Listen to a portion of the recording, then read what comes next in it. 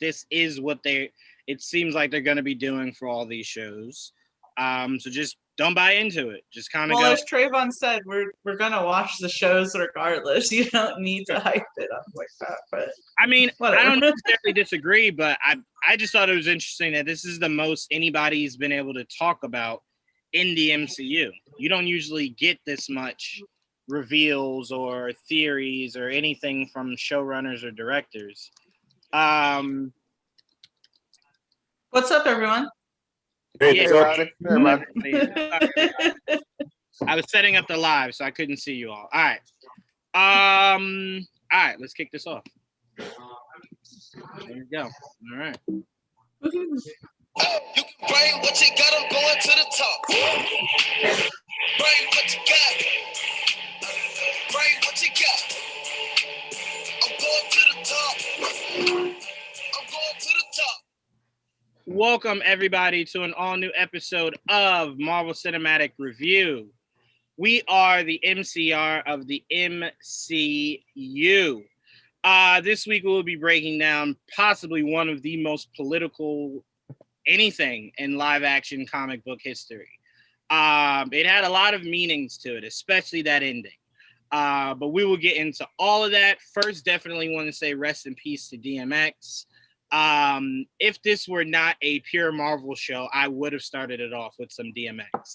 But I am not sure how that would have went over with some people. They were because DMX was like in Yonkers a lot, and I live in Yonkers, so in my area, they were blasting DMX like all yesterday, which is great. I was seeing all these like really great things on Twitter and Facebook about him in the community, so it was really awesome to see that. And I think our mayor even did a tribute to him. So yeah, that was really nice. Yeah, I'd say New York got off easy. Somewhere in Philly, there were dirt bikes and motorbikes everywhere. It was probably mayhem in Philly. But anyway, much love to him. All right, guys, so let's get into this. I'm your host, Jawan. As you guys see, our amazing panel. Some faces aren't here. I will give them shout outs closer to the end of the show. But I want to start off with Trayvon. What's going on, Trayvon? Hey, everybody. I'm happy to be here. Happy to be ready to talk about this. This episode was awesome. Okay, it was the best yet. Yes, I'm saying it again. Leave me alone. So I'm gonna enjoy talking about this. I can't wait. Absolutely. One of these days, Trayvon, I'm gonna get you to start off your introduction real aggressive, like cursing and you know what I'm saying, like throwing up gang, just something, just a little bit more aggressive. It's too happy. That makes me uncomfortable. You gotta get more aggressive.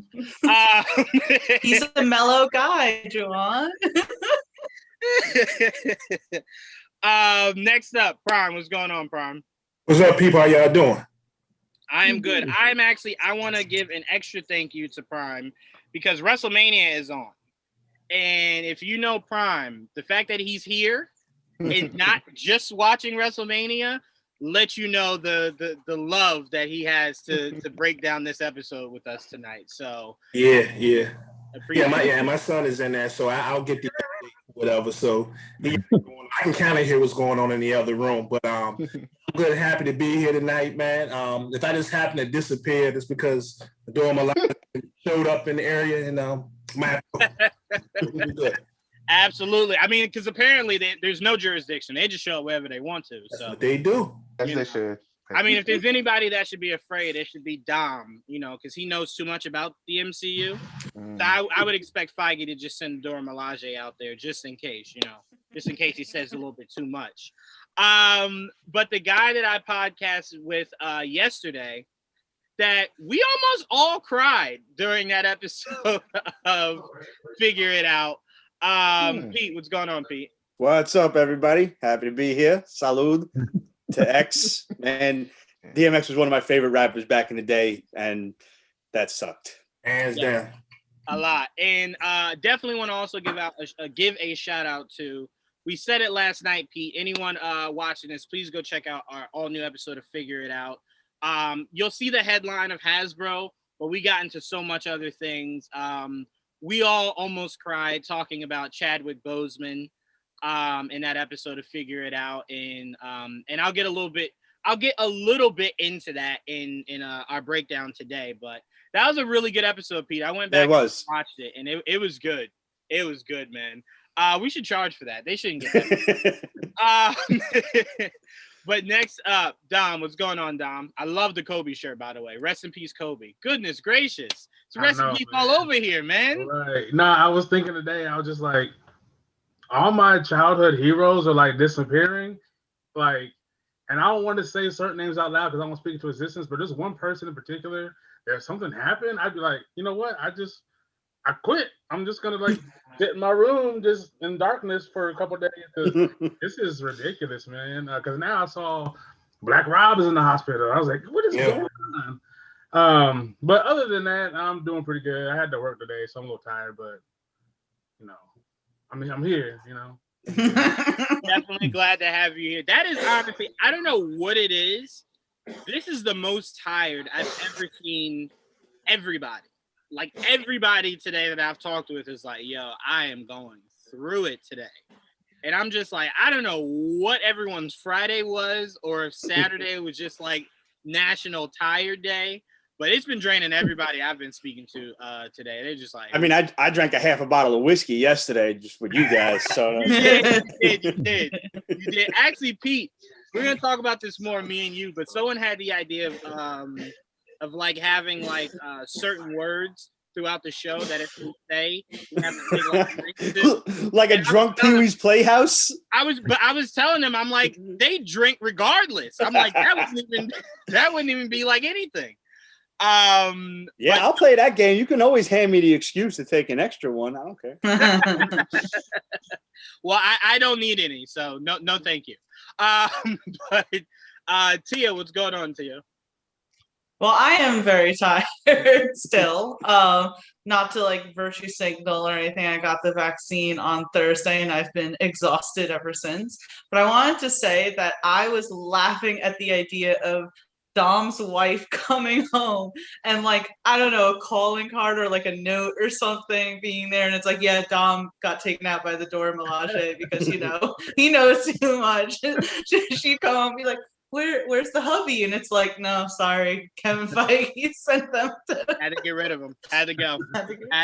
I could even see Kevin Feige calling and being like, just so you're not worried, I have him. And it's like, who are you? It's like, I'm Kevin Feige. It's okay. I have him now. It's okay. I'm fine as long as he gives me a job. I'd be like, all right, cool. Like, no, you would just be tied up somewhere. Like, you know what the worst part would be? You'd be tied up as you watch them prepare everything that's going to happen in the MCU.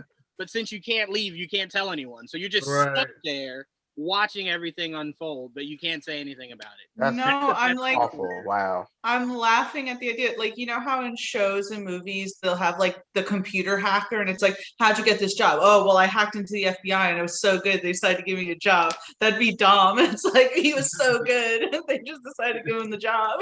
I always thought that was hilarious where the FBI is like, man, you did a really good job doing this really illegal thing. How would you like to do illegal things for us? Like, okay. But last but definitely not least, Martin, what's going on, Martin?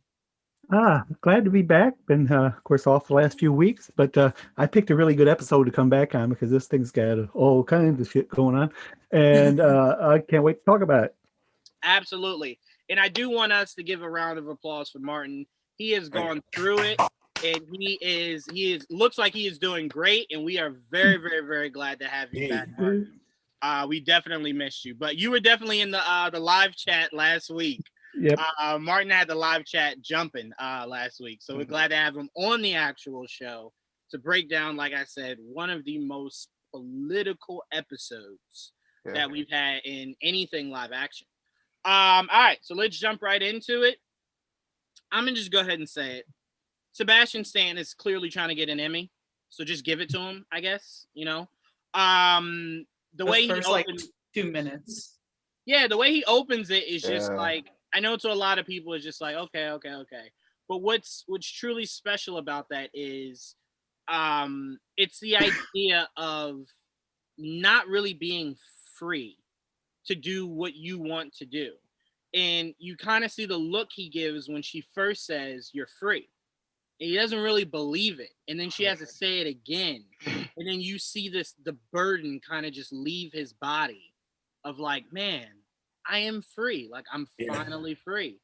And it's very emotional. Like, it's one of those moments where it's just like, you don't really cry watching like Batman or Superman or really anything. But Marvel kind of, it finds those ways. Pete, we talked about it with Thor and Endgame. I'm not gonna get into it because I'm not trying to cry, but I cried 4 times in game, maybe 5. I think. Yeah, I would say I cried the whole entire movie. Each time I've watched it too. It's great because I didn't cry in any other part, but that one part, just that one part, broke me. We could bring up the question that's leading into next week, and if anybody else wants to join us, talk about scenes in movies like the MCU or whatever that made you cry. But I switched it up to comic book scenes. So I'm sure we all read comics in some fashion or whatever. Was there ever a scene in the comics that actually brought you to tears? So yeah, just something to think about for next week. Absolutely, because next week, according to the showrunner, we're gonna go through it next week. So I'm curious as to what that is. But yeah, that's definitely something I want to hear from everybody, Pete. On did they ever cry through a comic book? I mean, I'll throw it out there. Yeah. Batman showing up to that warehouse and holding dead Robin in his arms. That okay. I'll do it. Woof. Man, does that hurt. Just because, and here's the thing, it's not necessarily that Robin died, it's that Batman was this close to saving him. This close. But all right, let's get back into this. So yeah, we obviously start in Wakanda. Very emotional start to this episode, but very much needed. I am curious, the whole Wakanda story, why it's here. Is it what's going to lead us into Black Panther 2?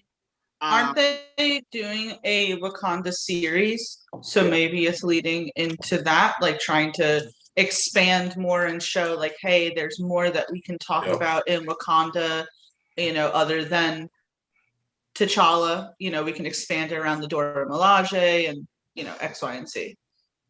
Very likely. Very likely. That's definitely a big question right now, what they're going to do with that show. I definitely have to see what it, because I mean, when I hear of a Wakanda show, I kind of think of it the same way I did years ago when they're like, oh, you're getting a show about Wanda and Vision. And I was just like, no one asked for that. But then when you got more details, it's like, oh, okay, I see what you're doing. So hopefully Wakanda has that same feel, because on the outside, I'm kind of just like, okay, I don't even know what the state of Wakanda is right now. And you're like, we're going to get a series. But again, it could be something that changes my mind down the road, and I hope that is the case. But my pretty much overview of the first half of this episode is, one, Tia knows why, but I love me some Carly. Shout out to Carly Morgenthau. Yeah. You know what I'm saying? I know you're watching this review. I love you. You know what I'm saying? If we gotta take out Captain America and Sam, I'm with you. Just phone call. She could literally murder everyone, and Juwan would be like, I'm here for the ride. Like, he was messaging me, I'm like, yeah, but no, and he's like, no, and I was like, all right, fine. Yeah, I mean, when a dude was just like, there were people in there, I was like, so goodness, are you a ride or die or not? Like, that don't sound loyal to me. Don't question her. So when she dies, you're gonna be pretty upset, huh? Oh yeah, they're killing her off. Like, that they're killing her off. She's definitely dying. Break out the tissues. Not a problem. Prime, I'm gonna say this. Greg once told me when Star Wars: The Clone Wars first aired, and I fell in love with Ahsoka. He told me every single season, well, don't worry about it. She's clearly gonna die. And where's Ahsoka now? Prime? She's still here, ain't she? Still here. That's my mindset. Carly will still be here. And then I'm gonna laugh at all of you. And if she dies, just know the show will never air again. That's gonna be his version again of Mephisto. Him just being I mean, look, I'm bound to be happy one of these shows, right? I mean, I'm due, right? I'm due. But anyway, Prime, I'm gonna start off with you. Your thoughts on this episode that was a whirlwind? My favorite. My favorite episode. It was really good. Probably acting wise, from character to character, the best I've seen from everybody. They got real deep. The beginning, he talking about how emotional it was to watch Bucky go back and remember, all the things that happened. They played that perfectly. They gave it, that to us right off the bat. And of course, I thought about you the very second when she called him White Wolf, when we just talking about this a couple of episodes ago. I said, Juwan, okay, yeah. So, and it definitely lends credence to what I was saying then. And you guys brought up a great point now about us seeing him beyond this, whether it's in the next Black Panther movie or the Wakanda series, which I didn't think about, but that was awesome to you. We're going to see him again. It's set in stone. You can book that, just a matter of where. But I just thought the overall episode was great, man. I enjoyed every bit of it. Anxious to see where we're going to go with Walker after this. What are they actually going to do with him? Everybody's got him on camera. The phones and the cameras were out there. But I loved every bit, especially seeing him get his butt kicked by my girls over there. So that was just awesome. But this is, I think we're really in for something. After what they set us up within this episode, we're really in for a real ride. And unlike Juwan, if I cry, I'm not going to tell y'all next week. But, yeah. You better. Real men cry. No, but I mean, you're absolutely right. And to speak more to the end of the episode, the cameras were very much of a comic book look at police brutality. And the idea of the world's always watching. It's always watching. And it was the idea of he saw them watching. Yeah. Living in the moment. He didn't care. And we've seen this time and time again. So I really appreciated that they went there. Now what shocked go ahead, Tim. He had his Homelander moment, as I keep seeing on Twitter. Very much. I was thinking about that too. Yeah. What I was shocked by was that we got to see the shield with blood on it. Yeah. That is the shocker. And I just kept saying to myself, if they'll do this, what will Moon Knight look like? Like, what will Moon Knight, look like if they'll do this? And Dom, I'm curious. I'm going to pass it to you. Did you zoom in on that shot of him when he's just standing with the bloody shield? No, I didn't get a chance to watch it a second time like I usually do, so I didn't get to get all the details that I wanted to. I was kind of looking for certain things because it seemed like they did a very good job of moving the cameras very quickly when you can kind of know that certain things were saturated that I'm going to go back and look at so I can see what I wanted to see. But no, like this entire episode was a representation of America. It was very crazy the way they stressed it out the way they did. And it's just, those that the way the world sees us. We see ourselves that way sometimes, but like to the world at large, I mean, we look like this asshole. Like John Walker, like now they gave him a little bit of a backstory where he kind of like, oh man, that's maybe something happened. He's a bitch. He clutched that shield. He was clutching that shield so tight. He's scared of everything. He's scared of failure. He's scared. Oh, they beat me and they're not even super powered. Like, I'm a bitch. Like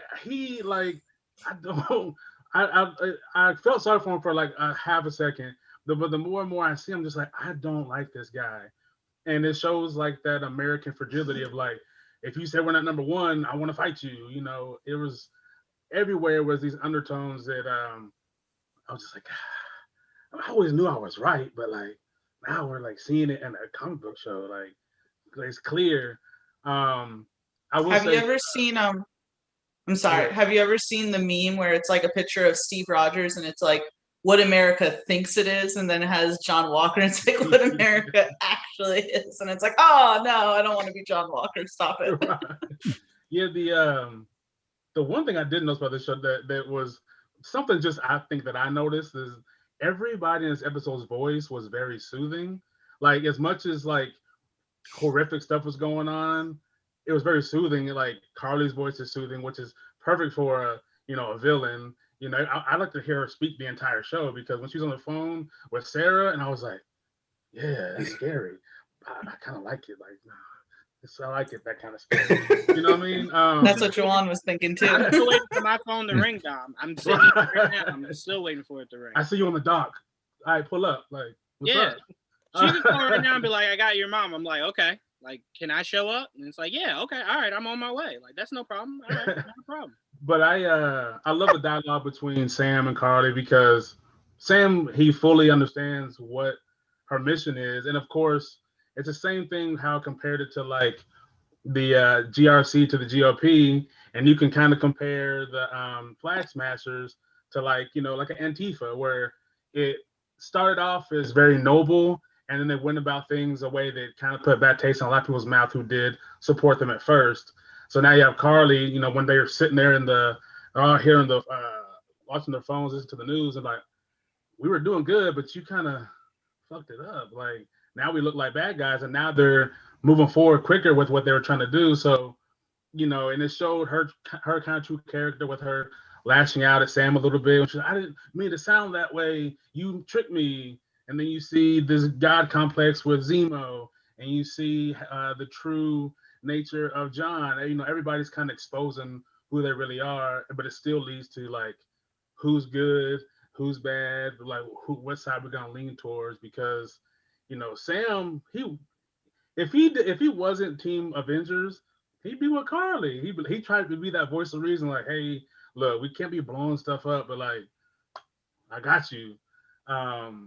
So yeah, it was a very telling episode, and it's kind of unfortunate that I did kind of feel like we talked about before that it kind of speeds through everything, because I feel like that moment at the beginning with Bucky would have been better suited a little bit further in, so I could kind of like prepare for an emotional moment instead of being I was kind of thrown off by it a little bit to where it didn't hit me as hard maybe as it should have, because I was like, oh, that's kind of abrupt.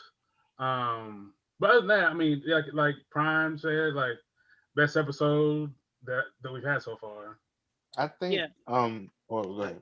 No, go ahead. I was saying about the thing in the beginning, okay, yes, it's to show that he's free, but I also think it was to show that they had some kind of chemistry a little bit. Yeah. Bucky and Ayo definitely had some chemistry. Sorry, that's what I got from it. And the way he looked at her when she took the arm off, he was like, you really just do that to me? To me? That's how he looked at her, not like, why would you do that? More like, why would you do that to me? That's how I felt like he looked at her. Yeah, like, after everything we've been through. Something there. Like, yeah. What did she say to him in the Wakanda language? Because I watched it with the captions on. It just said like, speaks Wakandan, and then James. I don't know what the word she says before when they got into their argument. I don't know what she said to him, but it was something very personal. It was along the lines of kind of stand down. It was somewhat of like a warning that she was giving him. But as far as Walker at the end, what I was referring to, Dom, is if you pause and zoom in, his other hand is twitching to kind of show that he's going through it still. And if you freeze frame when they're walking through the streets, he kind of has like this nervous twitch, like with his head. I've noticed that before. It's kind of showing how unhinged he's starting to become. So I think it's alluding to he might have, back when they were in war, might have went overboard. Because what no one pays attention to in these episodes, you don't pay attention to Walker. Pay attention to how his partner always looked at Walker. And even in this episode where Walker's like, Sam, yo, you trying to throw hands? I can put the shield down. If you look at his partner in that moment, he kind of looks at him like, why? Yeah. Why? He's clearly had to bail him out of a lot of situations. Yeah. And the way he talked to him, you know, like, we'll deal with you later. It's his conscience. It's like Lamar's conscience. Yeah. But yeah. So do you think, I mean, of course, we can speculate a lot, and you've mentioned this already quite a few times, and I think you're dead on, but after we find out what happens with him, do you think there's going to be any chance that he's going to end up in the Thunderbolts? So I think it's coming.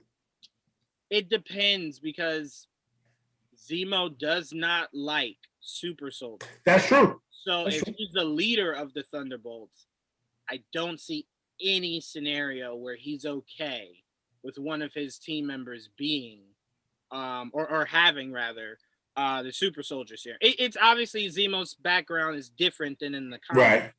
I can see them having, I mean, Kill Bucky, bro. and they having a toxic relationship. But I mean, we saw how Zemo slid out. We don't know if we're going to see him again on this series or he's just gone. We're about to get Taskmaster here soon, so I'm just wondering. I mean, this. I mean, it's possible if Ross is the lead, or not the leader, but in charge of the Thunderbolts, like the Amanda Waller of the Thunderbolts. Then yeah, I can 100% see it because he's going to be used again.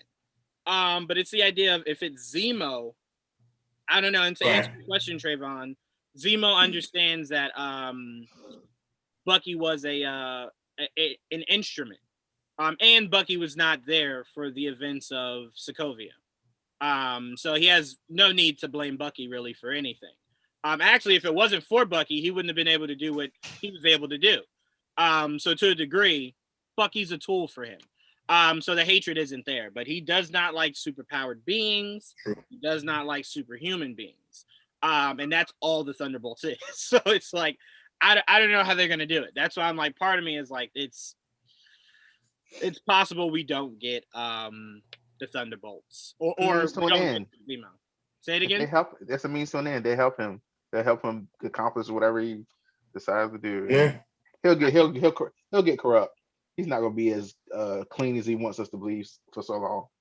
He's not clean. He only dislikes them because of what happened to his family. So it's vengeance. It's not more so the idea of no one should have this power. He's just like, I've seen what it does. It's killed my entire land. So I mean, who knows? I always put that out there. Who knows? But no. So yeah. So like I was saying, Walker with the twitches.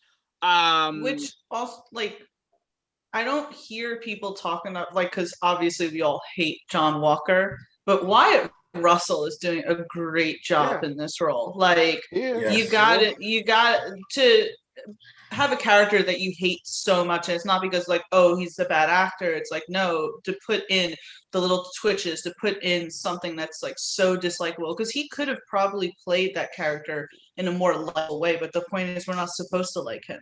We're supposed to dislike him. So him, giving him all these little attributes, I really enjoy it. And when he was standing in that final scene looking so crazed, I was like, I believed it. And it was a great shot. I always say I love when people are like, oh, the MCU is so childish. And I'm like, have you seen that shot? He literally, like, that scene reminded me in Daredevil and Wilson Fisk literally decapitated someone with a freaking car door. I was like, he just decapitated that dude with the shield. It's crazy. That was actually the moment where I fell in love with Wilson Fisk. Yeah, that was Sure. Because I always felt as though the best we would ever get is what Michael Clark Duncan gave us, because he had the physique, he had the voice, everything was Kingpin except for the skin tone. But outside of that, he was Kingpin.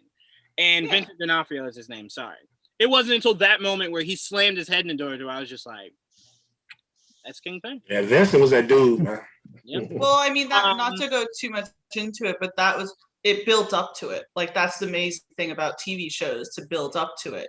That he didn't come out swinging as that violent character. It's like, at first he seems like a very reserved person, and it goes into it. I love that. That's so great. Boss Logic. Boss Logic's so good in everything he does. Yeah. Shout out to Carly's running mate. The fact that, I mean, they always say you should never meet your heroes, but the fact that he grew up being a Captain America fan and died by Captain America is somewhat poetic. I'm Not sure by he his. that way. I didn't put that together. That's a good point. Yeah. So that added to his fear. And think about this: he had super serum in him. And at no point did he feel the need to try to defend himself in that moment. He legit thought, realistically, he sees the cameras, he sees the people, he knows I didn't punch the shit out of your friend. So he's like, no way he kills me. And then he's just watching him like, oh, he's killing me. So that was oof. Yeah, so I mean, there's gonna be a lot of fallout. I think the government takes the shield away from Walker. And I think that's how Sam ultimately gets it back. Because this is not what you want if you're the government. Like, this is the worst possible thing to turn on. John, though, allows them to take it from him. You know, who's to say they're allowed?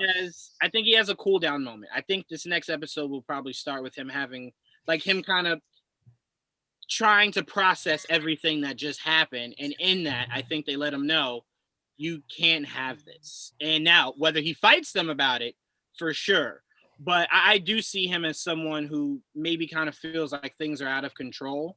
But I do think if we see him continue his arc to trying to take down Carly, it'll be as a U.S. agent, not as Captain America. I don't think that's that bad. I don't think I think the shield was more something he used because he needed something. Now he has the power. He don't care about the shield anymore. But forget it. Here, well, no. Remember, the shield isn't necessarily the what he felt as though made him strong. It was the idea of being Captain America. It's why he felt so pressured.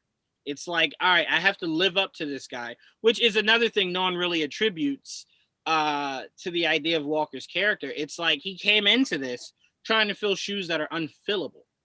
So it's like, it's the pressure of, dude, Captain America would have been found Carly and stopped her in like a day, bro. What is taking you so long? So it's the mounted pressure of trying to do something that he knows Captain America could have done with like one eye open. Well, yes, that's true. But I'm about okay. To be fair, he's getting no help from anybody. I agree. He's been stopped by every single. He went to Sam and Bucky in the beginning and said, "Hey, let's work on this together." Mm-hmm. And they just, no, we don't need you, dude. So call him a sidekick. Yeah, I mean, you know, I think if everyone had the same goal and he wanted to do what was right, and he just kept getting stonewalled. So when you're trying to fill unfillable shoes and nobody's helping you, yeah, you're gonna probably have, you know, you're not gonna be a happy person. That's definitely. Okay. I'm sorry. I was just gonna say there's definitely an aspect to it. I mean, it's like, yeah, John Walker became Captain America, but he, you know, I don't, because he didn't know them personally, he didn't probably think of the fact that, like, oh, this is such a bad thing. People are going to be like, Sam, Bucky are going to be really resistant to it. It's like, he really did think that he was doing good. And obviously Sam and Bucky being, you know, so loyal to Steve and feeling like this is a betrayal by the government, obviously saw John Walker in that position of, you're part of the government and we're mad at you and everything. So I do believe, like Dan was saying, if maybe Sam and Bucky had been like a little more level with John, maybe that wouldn't have pushed John. But if you guys remember, people are pointing it out, in the first Captain America movie, the doctor tells Steve that the serum just amplifies who people really are. So it's like John must have had something in him that this was all who he was the whole entire time, if that makes sense. Yeah. He's short triggered. I mean, they've said it numerous times. They had to do things that no one would give them medals for if they knew about it. Yeah. And, you know, you hear the war stories all the time about how sometimes it kind of knocks something a little loose. So to him, he's fighting a war now on the home front. But war is war. So it's the idea of you have to achieve it. Like when you're in war, I assume there's no like, all right, we got to sit them down, talk to them. They'll put their guns down also, and then we just talk to. No, it's very much you attack it on all fronts. It's why he was in. No, Go ahead. I'm sorry. I worked with vets at some point in my life, and no, it's definitely not like that. Right, exactly. It seems like they did some questionable things in Afghanistan, but he also laments not saving enough people. Right. Yeah. So what he did was possibly, you know, we don't know for sure, was to save others or in the hopes of saving others. Now we could argue the merits of whether or not that justifies whatever their actions were, but I don't know. I feel as if I'm definitely in this group. I sympathize with Walker a little bit. I'm not going to say that he's a great guy, but no, in the beginning, I definitely felt it, like when they were being very resistant to him. Like, he really seems as if, like, he's trying, you know. I view it as a lot of people saying Cap would never do that.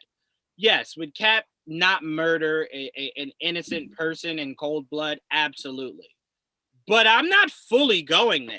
But we don't know. I seem to remember Captain America going, Stark, don't kill Bucky. That's my friend. And then when Stark was going to kill Bucky, I recall a pretty vengeful Steve Rogers, very close to killing Iron Man. Had Iron Man not went like this and it snapped Steve out of it, he very much likely would have probably killed Stark. If Tony kills Bucky, I think Steve goes off the deep end. I agree. Possibly. I 100% agree. And that's what I love about Steve's arc, is that there are small little intricacies in Steve's character that you kind of glance over. But Steve, if pushed to that position, will probably react the same. And again, this isn't like Walker saw his friend die and then a day pass and then he's taking all that back. It's very much in the moment. And you know, to him, he's like, you're all guilty. It's not like, oh, that's right, you didn't specifically. No, that doesn't matter to him. So I'm like, I very much watched a Civil War movie where Steve, again, knowing Stark can't fight, very much was about to kill Stark. If Bucky's arm didn't just come off, if that went into Bucky's chest, that repulsor beam, and it maybe killed Bucky, Steve would have snapped and easily killed And Stark. also, John, I think, fine with it. I think John was frustrated by the fact that it's like, I tried to do things like the right way, right? But you guys literally broke Zemo out of prison. You're, you know, conversing with the enemy and everything. Like I tried to go down the right path. And, you know, so I think that also attributed to like John just like snapping, because he's like, I'm trying to do everything right, but you guys are like acting as if I'm the bad one when you're literally, you know, conversing with world terrorists essentially. Well, I just see it as the idea, and Pete, I'm gonna pass it over to you. I just see it kind of to where it's like, he very much is like Killmonger. Their ideals aren't what's wrong. It's how they go about executing their ideals that's wrong. But you look at Walker. Walker's just trying to do his patriotic duty, which is fill shoes, save the day. He goes to the heroes and says, let's come together and get this done. Doesn't matter who takes the credit. Let's just get it done. He now is like, I can't go back and say, well, lost them. I don't know what to do. That's unacceptable. You can't do that, filling those kind of shoes. So to them, it's like, it's the weirdest of circumstances. So yes, should we not like Walker because we know what he potentially is going to be? 100%. But should we not like him for the character that they've given us so far? I don't believe in that. Sure, yes. Is he, especially now, going about it the wrong way? Yeah. But to me, I agree with Dan. You look at it and you kind of go, it's a guy trying to get a job done. And he went about it all the right ways to begin with until now. Now it's kind of just like, well, this is where we... he put that pressure on himself, though. No one told him to be Steve. No one expects him to be Steve. He wants some kind of glory. I mean, clearly, he wanted to be Captain America once he got that title. And he knew, yeah, it's a lot to live up to, but no one told him, like, hey, you got to save the world. No one told him any of that shit. He's trying to be something bigger than he is, knowing that he's overcompensating because he knows, I'm not a super soldier and I'm not super to have all this tech. So he's overcompensating, and that's himself. No one's making him know who I am. Let me ask you this, Dom. We forgot that. Knowing the government, do you really believe that they're not putting any extra pressure on him? Well, my thing is, though, is that he knows he's got PTSD. Clearly, that's why he's so freaked out about what happened in Afghanistan. But yet he took that position. I live on an Air Force base. You can say no. You might get in some kind of trouble, but he could have said no, and he didn't. You know what I mean? So I'm gonna be honest with you, Dom. That's why I gave him a partner. His partner is supposed to keep him level, but like he can't. He's trying. Well, he did. I mean, Walker hasn't killed anyone until now, so his partner did do his job. But that's the thing. He needed a partner to keep him level. So I clearly agree. He's not Captain America material if he needs somebody to keep him in check at all times. it doesn't seem like the most stable thing. It's like we can send John Walker out there, but we need Lamar there. I mean, Lamar's not there. I don't know. I look at Civil War again and I go, no rational thinking was used by Captain America at any point of that movie. Well, that's different though, because he's What? essentially a dinosaur. You know what I mean? He's in a world that he should have been already gone or been super old. So the way he goes about things is different compared to John Walker, who's lived in present day, knows how things operate, but he doesn't seem to know how to navigate anybody or anything. Okay. The only person who showed restraint in Civil War was Black Panther at the very end. Yes. Because Tony was getting ready to murder Bucky and possibly Steve if he needed to. Mm-hmm. Steve was going to do whatever it took to defend Bucky. Yep. Bucky was going to kill Tony. Yeah. And then T'Challa had a chance to murder Zemo, and he or let Zemo murder himself. Right. Yeah. Which I guess you could say counts as murder, because if you can stop them and you don't. Yeah. But that's neither here nor And there. it's like the best T'Challa line too. I don't know verbatim. It's something like, that's corrupted them. I won't let it corrupt me. And it's like, oh, so good. Yes. Yeah. The war isn't through with you yet, or something like that too. So yeah, I think, and I agree with Dom, because no one is telling him you need to be Steve. I think it's also in his mind that he needs to be Steve. I wonder if it's one of those, I forget what the term is, where you feel like you got something because you don't deserve it. Imposter syndrome. Yes, yeah, and I've had that before. And I get a new position or something at work, and it's like, I don't know what the fuck I'm doing here, so I'm just gonna say yes to everything that my boss tells me. But yeah, it sounds like Dom is more knowledgeable on what goes on in these military scenarios. Yeah, you could say no, I'm sure, and you're gonna get chewed out, I would imagine. But I don't know. None of us are. Obviously, this is all fictional, but if you're a super soldier, I wonder if there's that added weight of I can do things that most people can't do. Right. So, I mean, I just look at Walker like this. Red Skull, Walker. One's 1,000% a villain. The other one is someone who's going to be made into a villain, but is not a villain throughout these first, 4 episodes. So to me, that's the difference. When people go, you're a villain. Well, he'll become one for sure, but is he one now?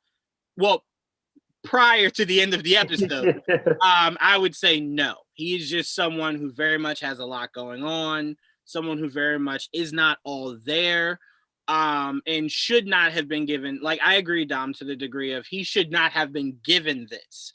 But I do feel as though anyone you give this shield to would have corrupted themselves the same way he did, with or without the war background. Power. Everybody would have said no to this. Everybody would say yes. So I guess it's just. Yeah, everyone would have said yes. I mean, hell, they asked me to be Captain America. Yeah, for sure. Are you serious? Hell yeah.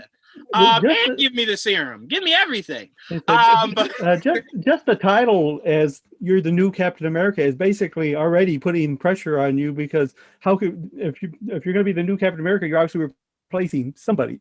Right. In this case, you're replacing Steve. And even though he can say that I'm not trying to be Steve, you're replacing Steve, and it's not your fault. You're doing doing the best you can, of course. And as Tia said, he didn't get any help from Bucky and Sam. Of course, I don't know why he would expect that, because they were friends with Steve. So he's never going to measure up to Steve, no matter what he did. And of course, the fact that he's got the shield that Bucky doesn't even think he should have anyway, that's again another mark against him as far as they're concerned. Right. And I mean, like I said, just going through this whole episode, like I said, of course, I'm not a giant John Walker fan, but I can certainly understand the things, the things that were pushing him toward that. Like I said, just sort of like finding out that I have a hard time even against, the ladies, because they didn't have superpowers, and he felt inadequate from that. And of course, then once he lost his guardrail, then he just kind of lost it. And of course, and And I wonder how much of that twitching involves the super soldier serum. I mean, it's not like you didn't have any effect at all when you took it. I mean, they said their veins were burning, and so of course, part of the twitching. I don't. But that's the thing. Now that we saw that he grabbed the vial, we know he doesn't already have it in him, or we can assume he doesn't. Yeah, up until then. I can almost guarantee you he did not take it yet. You don't think so? No, I think this is what will lead Didn't him. he bend that pipe around that definitely guy? took it. Oh, he took it. He threw that guy down the stairs and through the wall. But hold on. The reason why I think he didn't take it is listen to what everyone said happens when they first take it.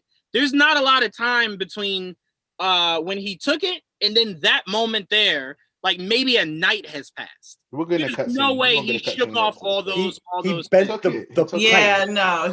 There was clear evidence, as Pete said, he threw someone like halfway across the freaking room. He bent that pipe.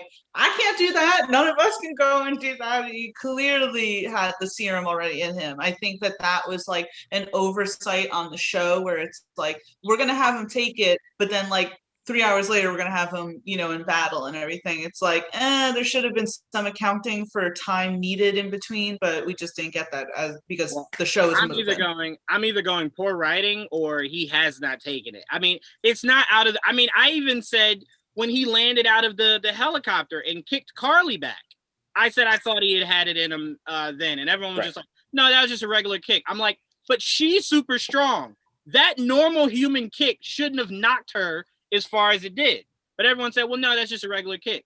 So I'm not buying the idea that he can't throw a dude if he can kick. Yeah, but the fact that he bent that metal thing was, I think, supposed to show us that he's taken the serum.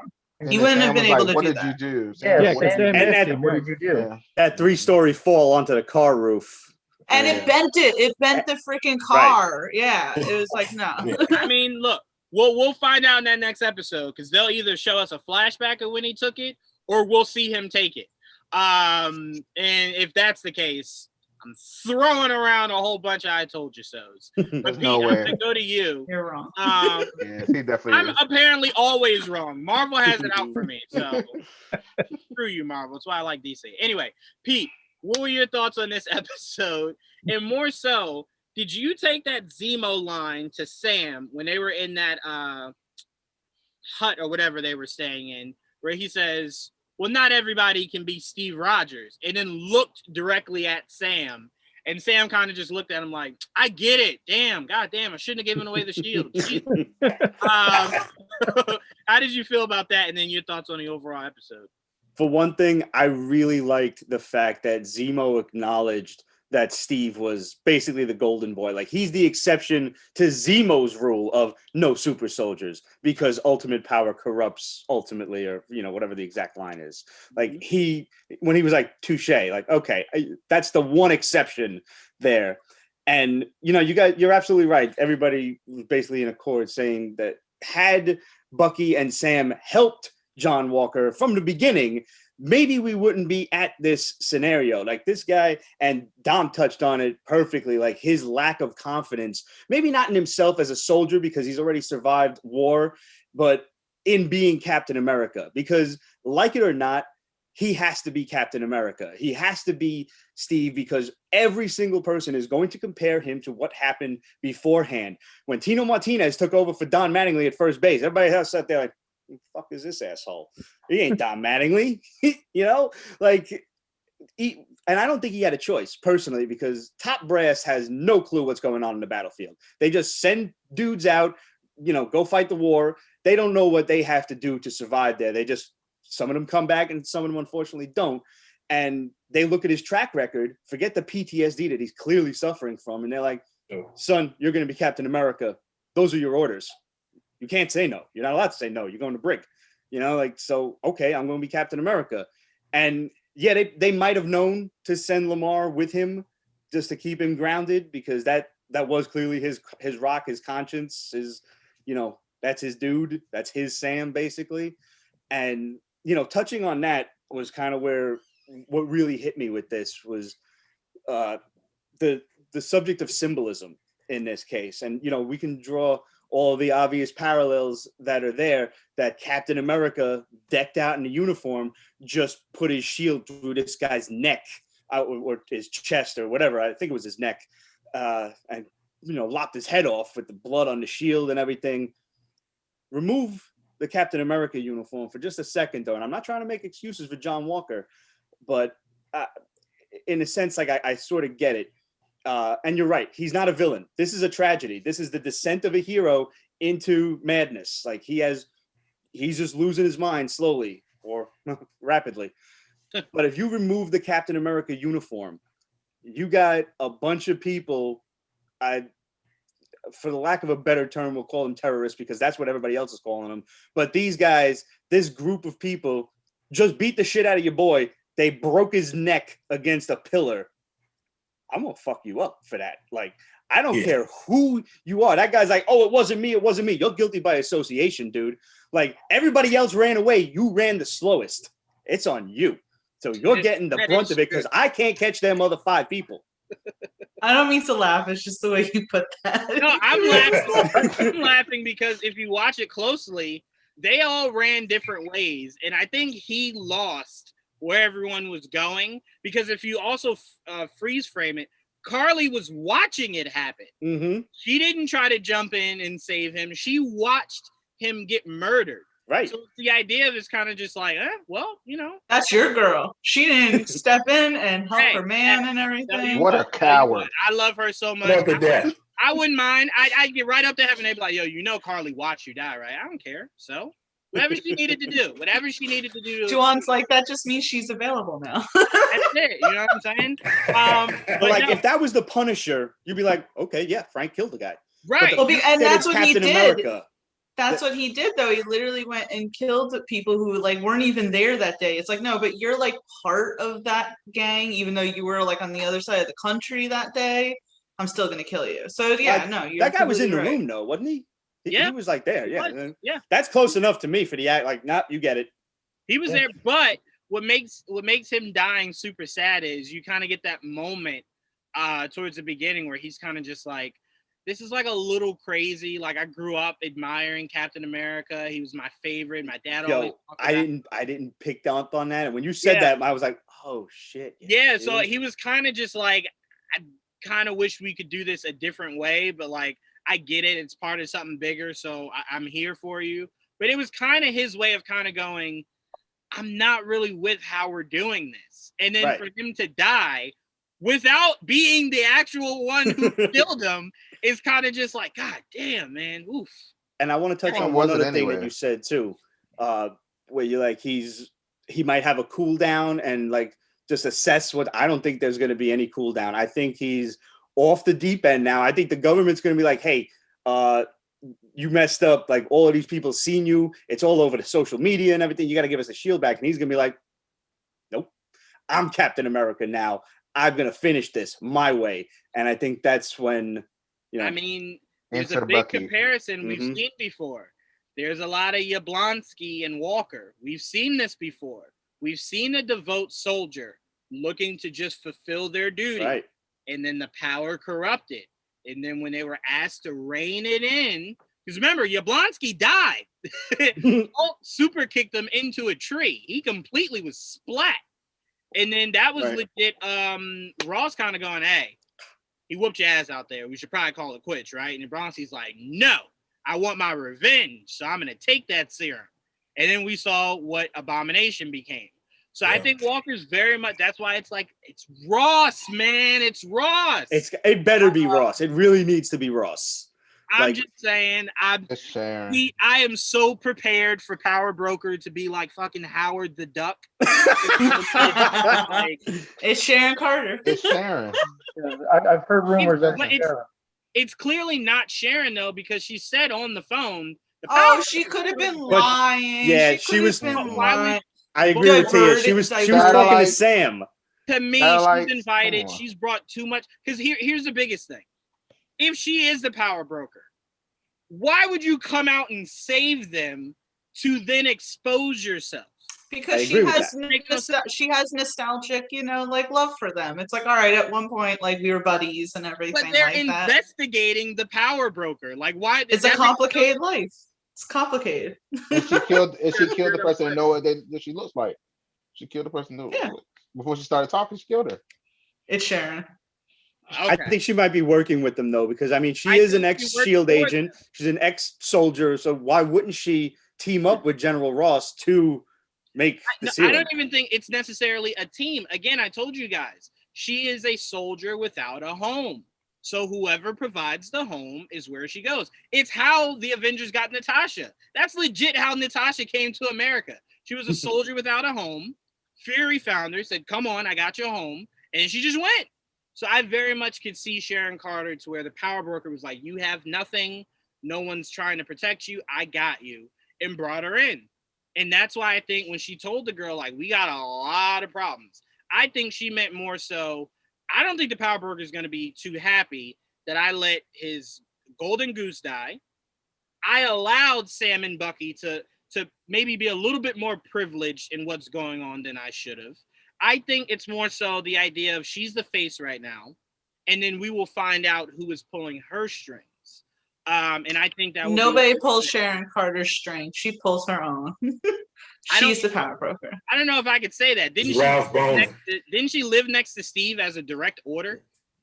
Yeah, that was back then. That was in the before years. Now she's like, you know what? Like, now she's scorned for 5 years. She's like taking orders has fucked me over royally. Look at how people have betrayed me. No one came to my aid. No one said, "Hey, how's Sharon doing? Is she all right?" No, no one pardoned her. But to be fair, taking orders is not what screwed her over. Defying orders is what screwed her over. But I'm saying taking orders is what put her in their life. It put her in her life, and she was just drawn in by Steve Rogers. It happens to the best of us. I'm gonna tell you guys at this point, sure, could it be Sharon? Yeah, sure. I mean, I don't have anything from the last series to really argue. I don't think Sharon's our Mephisto. I will. But there's supposed to be a cameo next in episode 5, so I'm really hoping it's William Hurt. I don't know. I mean, from what the showrunner said, he said it was someone he would love to see share the screen with Thor. So maybe unless he meant Red Hulk. I don't know. I don't think William Hurt kind of fits that. Again, we were told a lot throughout these 2 series within these 10, 15 episodes combined so far. So I don't know what to believe. I just, it's frustrating because I'm like, you just have to ride the wave. There's realism, and then there's what they choose to do, and then it always leans more to what they choose to do over realism. So it could be Sharon Carter. Somebody's getting a strongly worded letter. That's all I have to say. I tell you what, if it's Sharon Carter and it's not the Mandarin or Ross, some middle fingers are getting thrown around in that. Trayvon and I would be perfectly happy if it's Sharon Carter. We'd be happy. We'd be happy with it being Agatha. Yeah, we're going with the flow, man. We're going with the flow. Wrong. Oh, I love Agatha.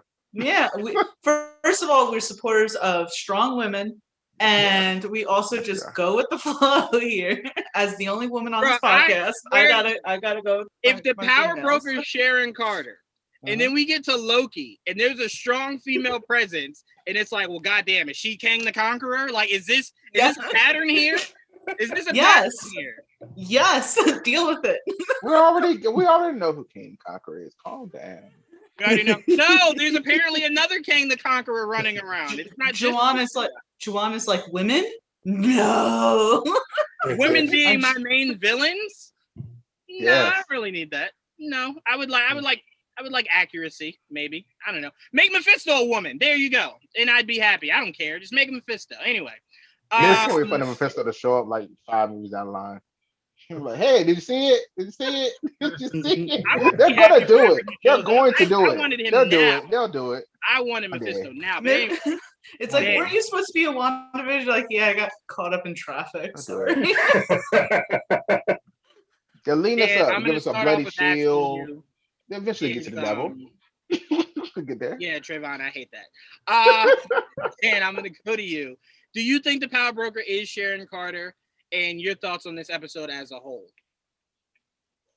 I think that Sharon Carter is the power broker. Yes, I do. Cause I don't, because with WandaVision, they really they set you up for such a high, and then it was something just So I'm not expecting Falcon and Winter Soldier to do anything epic like, Thunderbolt Ross is. So wait, so you think it's Sharon Carter by submission? By they're clearly not going to do anything cool. So yes, it's the obvious where I'm going. Because I believe Feige even said that these shows don't really affect the movies so much because not everyone has Disney Plus. So he doesn't want people to be left behind who watch the movies. Like, wait, where did this person come from? Like, oh yeah, they were on Falcon and Winter Soldier, man. You got to go watch it. I don't have Disney Plus, but yeah. So I think it's going to be someone who's already been. Wait, hold on 1 second before you go any further. I just thought of this. If Sharon is the power broker, that doctor knows the power broker. Wouldn't he have just said who the power broker was? He had leverage. Remember, he was trying to get another deal. But there was no leverage to be had. He was had.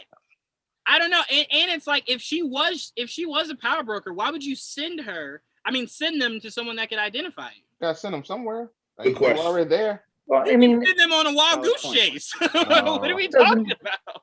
Just because she's out and about, it could just be the mystique of the power broker, the name power broker. Oh, no one knows who they look like, what they look like, or like, oh, it's a guy. Like, does it have to be a guy? No one really. Maybe no one knows. I don't know, but the closer you are to danger, the farther from harm. The farther you are from harm. So if she kind of describes, oh yeah, the power broker is this badass dude or whatever, but it's her. Like, oh, no one's gonna know, especially Sam and Bucky. They chase their own tails. So I think overall with the episode is my favorite episode of the series thus far. I liked seeing Bucky overcome his brainwashing. That was a very touching moment. And I'm starting to turn on Carly because I think she's starting. Oh, I know. I think. Can't wait for my turn. I think she's going too far. She's on the wrong path, and I think Zemo is 100% correct. Maybe not with his wording so much, but like supremacist. I think that's a very strong term to use there. But I think, as Pete was saying, ultimate power corrupt. What is it? Ultimate power corrupts ultimately, or absolute power corrupts absolutely. That was the line. Yeah. So I think she has a noble cause, or she believes she has a noble cause. But as Sam said, once you start killing innocent people, and she thinks none of them are innocent, you don't get to decide who's innocent and who's not innocent. You're not judge, jury, and executioner. Just because you think what you're doing is correct. That's not how life works, unfortunately. But I think she's on the wrong path, and I don't know if she can come back unless Sam can reach her. And I thought it was a pretty cool flashback callback to how Sam worked with veterans who had PTSD, and he was there, and he said, I can understand what she's going through. She's suffering from a similar cause. I enjoyed that. I love the little callback to First Avenger when Walker and Battlestar or Lamar come through the door, and he's got the shield with the gun up, and like, oh, that's a cool little flashback. I thought that was fun, and again, I kind of sympathize with Walker a little bit. He did try to do the right thing from jump, and he kind of just got stonewalled. And I think what that one gentleman was saying, the one who gets killed ultimately, how no hero, like the heroes today, need always have blood on their hands, I think he was saying.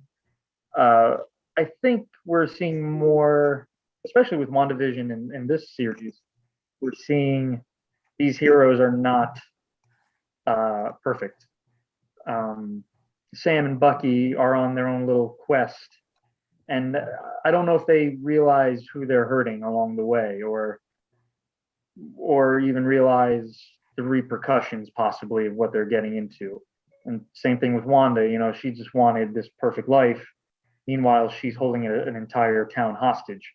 Right. So it's interesting to see how this new generation almost is so flawed, and they're going to have to really work to get to how Steve was.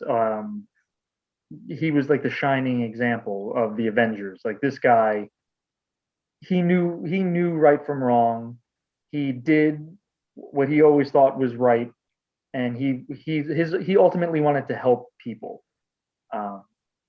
And I had a discussion with a buddy of mine after watching the episode. If someone killed me, would you kill that person? And he said, yeah, he would. And that made me feel good, because that means I have a friend that would kill for me. It's always nice to know. But I feel the same way. If I saw a loved one killed, I think I would react the same way. As bad as that sounds. But I always feel as though those scenarios are always unpredictable. Yes. Right? Because I always say, you could say, yeah, immediately I'm squaring up, like I'm avenging my friend, but your body could freeze up in that moment. Yeah. You could be in so much shock that you freeze. You don't know how to react in that moment. So to me, I always just view it to where I'm like, you never truly know till you're in it. And then even when you're in it, I don't think you should ever be described by the decisions you make in that moment. Well, fight or flight, is a real thing. I mean, it's why you see people fighting back with things that maybe, it's like, when a fight breaks out between two people, it's like maybe you could have de-escalated and just talked things through, but because, your adrenaline is going so much, it's like it's causing all that to happen. Yeah. So to me, I just always view that as one of those, you never truly know. That's why when someone's like, oh, I wouldn't, or oh, I would, it's like, I believe it. I believe that person because I believe they believe that. But again, you never know till you're in the moment. You never do. I think to Dan's point about John, and also what John was saying about Bucky, which kind of ties into Carly, is the fact that John, since he was trying to go about the right way, it's harder, right? It takes longer. When you have that serum, your problem kind of goes away a little quicker because you don't have to worry about all these steps, because you're like, I can just go into right now instead of like taking these long treks to get to the point. So yeah, there is some kind of the underlying message with the serum itself, and with John and Carly, and how the stuff just isn't that hard for Bucky because of the serum, and Carly the same way. She kind of was like, well, some of our friends died, so I guess I'm just gonna have to like ramp it up a little bit because she has a serum, so it makes things easier. She didn't go through the steps like she was trying to. So yeah, the serum adds that kind of shortcut, which kind of leads John to that extra. Well, I got it now, so I guess I can just go from 0 to 100 instead of doing things right way. But that's why I really side with, all jokes aside, I really side with Carly, because Sam's sister said the line of the episode. Yeah. America doesn't care about me, so why would I care about who their mascot is? And I love that line because it lets you know truly where Carly's coming from, in the sense of, I have gone by this the right way. We're talking 5 years, and then boom, we don't matter anymore. And we see that in the world. We see where it's kind of just like, they don't really get coverage, so we don't really know, but we don't really want to know. And it's the idea of, well, I'm okay, so whatever's going on over there, the government can handle that. But they don't. And it's the idea of, we always talk about this within our communities of there is always the if nothing's going to be done by them, more has to be done by us. Obviously, I'm not talking extremes of what Carly's doing, but I'm saying more so to the human aspect of her, to where it's just like, I think people are getting lost in the idea of we just wanted to matter. And we didn't matter to anyone. It's why Sam was able to get through her. He was talking to her like a person, something that I'm sure and I think we've all been through this. We've called a telemarketer or, we wanted a refund. So we're calling people and they're just giving the runaround. They're giving the runaround. Picture that when your life is on the line. You have nowhere to stay. You have nowhere to eat. None of those things. Desperation is always the biggest motivator. So to me, it's the idea of she did go about it the right way. She's been telling you, I tried. Mama Danya died because no one cared. All these kids, look, they don't have actual places to go. They're living pretty much in the slums.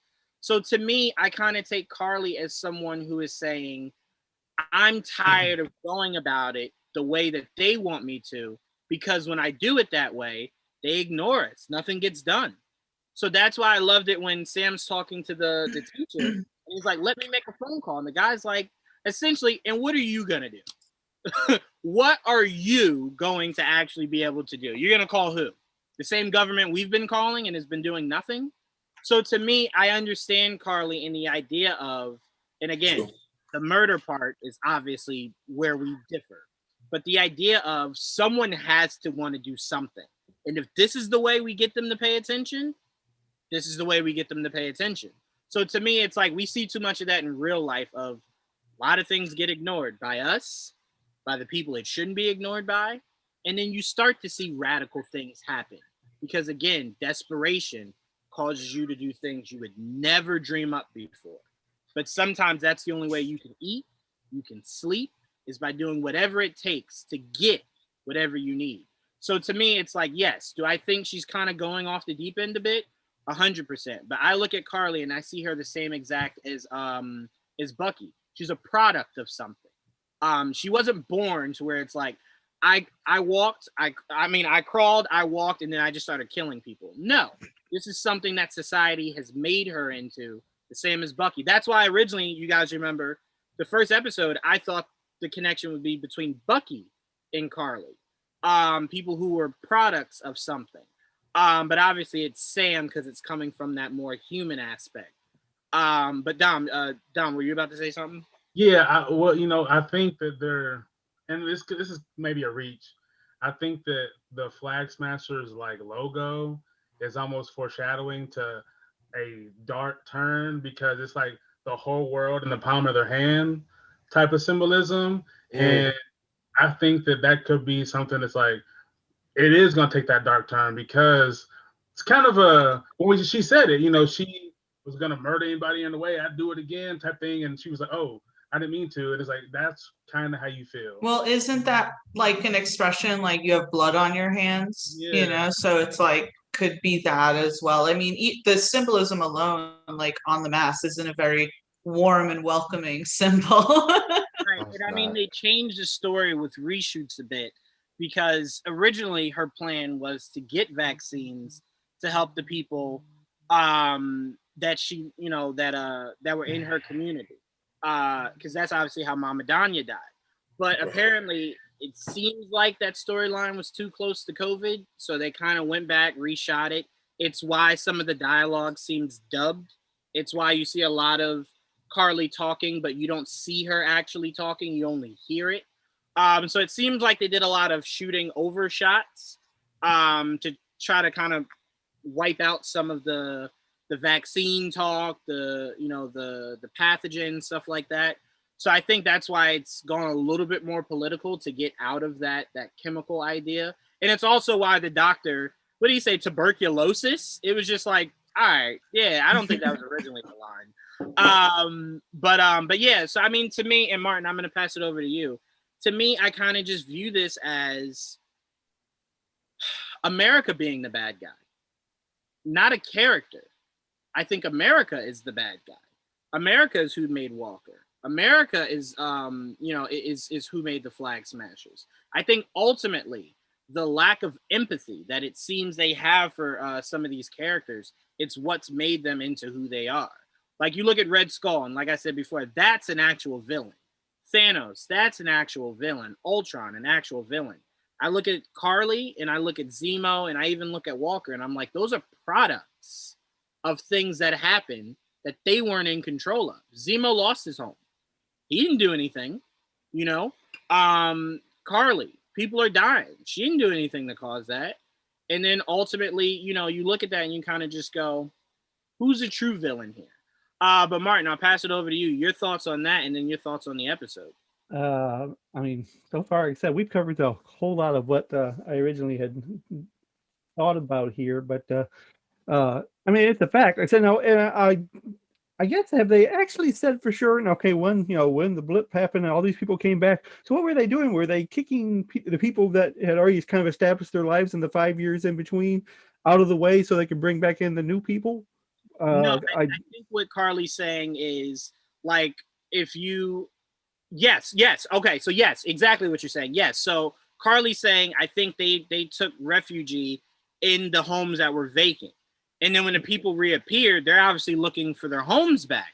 So it's kind of just like, well, can you afford this? No. Well, you kind of got to go. Like, this is their home. So I think it's the idea of they're back and they can actually maybe pay, or they're more, they're maybe more so the faces we'd rather have filling this space. You kind of got to go. So yes. Okay. So that makes sense then. Okay, and as far as talking about Walker, like I said, we've talked quite a bit about him. Like I said, and I went into this, especially this episode, not kind of just hating him just because he's replacing Steve, but I've gained a whole lot more maybe understanding. I still don't particularly care for the character, but I understand what led him to that point, and also again all that pressure that led up to trying to be Captain America is why he kept, and I think Trevon mentioned it about where he said, you know who I am. He kept reaffirming that he's Captain America. And I actually thought it was funny that someone on Twitter mentioned, they said that they don't remember Steve ever telling somebody he was Captain America, except for one time, and which was the first Avenger when he rescued the soldiers and he was standing on top of their cage and they asked him, who are you? He said, well, I'm Captain America. The only any other time when they would ask him who he was, he'd tell him he's Steve Rogers. Even when Groot asked him who he was, I'm Steve Rogers. And again, all that is part of that pressure that, and as you said, kind of self-built, but again, just the external thing of trying to live up to Steve Rogers, which nobody was going to do. And of course, then once he, I said, lost his guardrail, he basically lost it from there. Now, I think it was interesting you had mentioned in Civil War when Cap was about ready to bring the sheet down and Tony had lifted his arms up and Steve stopped. Well, I'm pretty sure the guy did the same thing he didn't stop a bit. He just started weightlifting. So again, there's that kind of disconnect between him and Steve. Okay, it was nice to see Sam in the counselor role, and I think he actually was making great progress with her until again Walker couldn't hold his bladder and rushed into the thing. Because he was getting somewhere with her. Zemo is still an interesting character because he still knows how to push people's buttons in it's subtle ways. Like last week when he got a hold of Steve's or Bucky's notebook and started reading out the thing, of course Bucky grabbing him by the throat. Then he started talking about what the super soldier serum does to people, so it turns them into icons, and then pretty soon you forget these people have flaws, and next thing you know, cities are flying, innocent people are dying. And he said the same thing this time, talking about it creates people like the Nazis, it creates people like Ultron, and it creates people like the Avengers. He always adds the Avengers into the list every time that he's talking about it. And he's let's speaking of Zemo, Turkish Delights. Did anybody bother to look up see what that was about? Actually, my I think my cousin texted me. And said that was it a Lions of Wish in the Wardrobe or something? Yeah. So like she's had a Turkish Delight before, and nothing to be delighted about. But yeah, I mean, I did love that. I love that he kind of, and I also love that he mentioned, my son used to love these. And I love when Zemo sprinkles that in because it reminds you why he's doing what he's doing. That he's not just a villain out here trying to cause havoc and kill.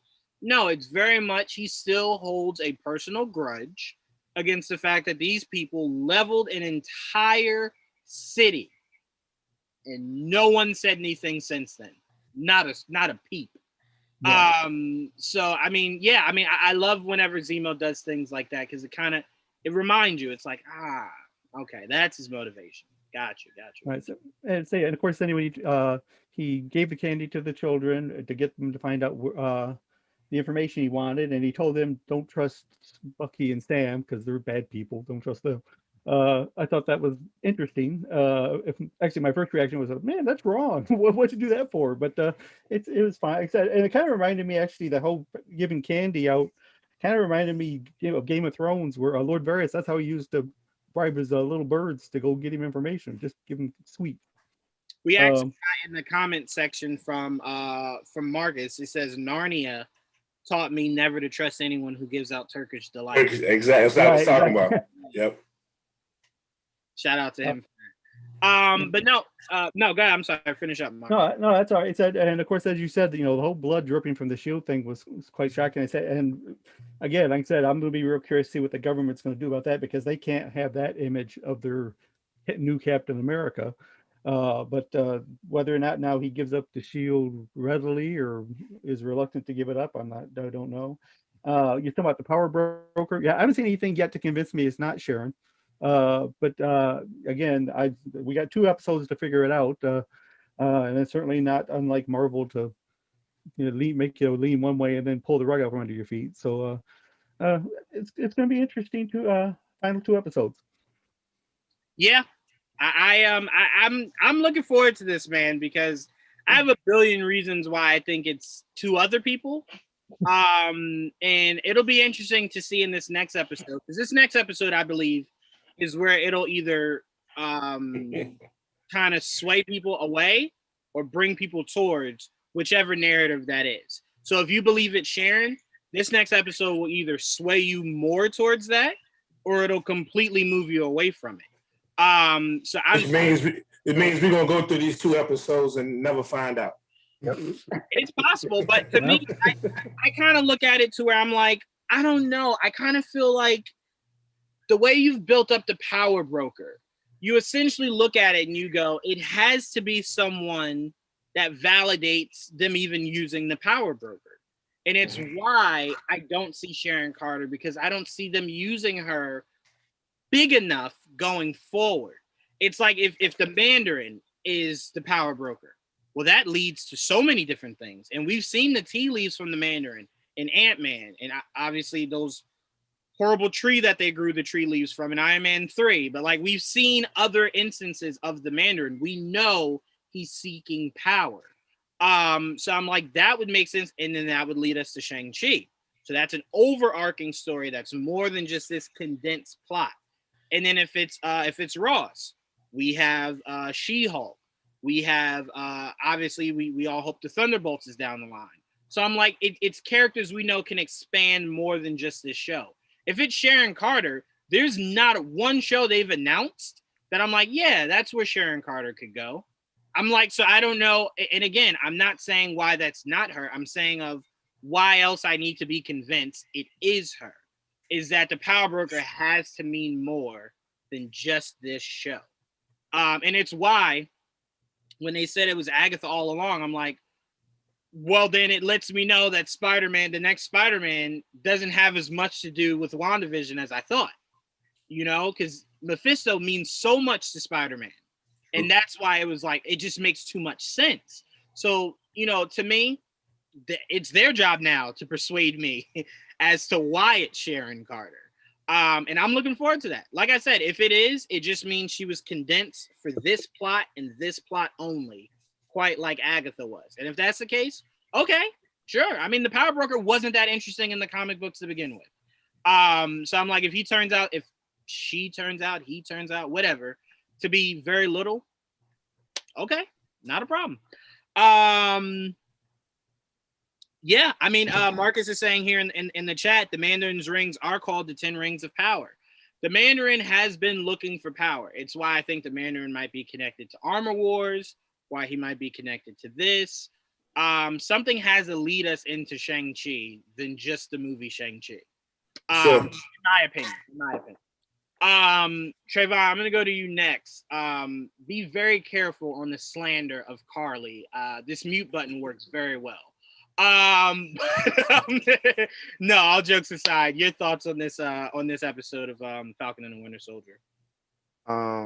Let's see. So so I don't hate Carly or anything like that. So I really do like her. I like her reasoning on why she's doing this. I just felt like now that she's gone too far, now somebody's gonna stop her. I was like, you kind of did too much now. Now, like, you were stealing supplies. You could just stole supplies and left. You didn't have to kill people to make a point or whatever that is. It just, you made it worse. That's how I feel. And Walker. Okay, and then let's get to Walker really quick. So with Walker, yes, he was trying to do the right thing. Yes, he was.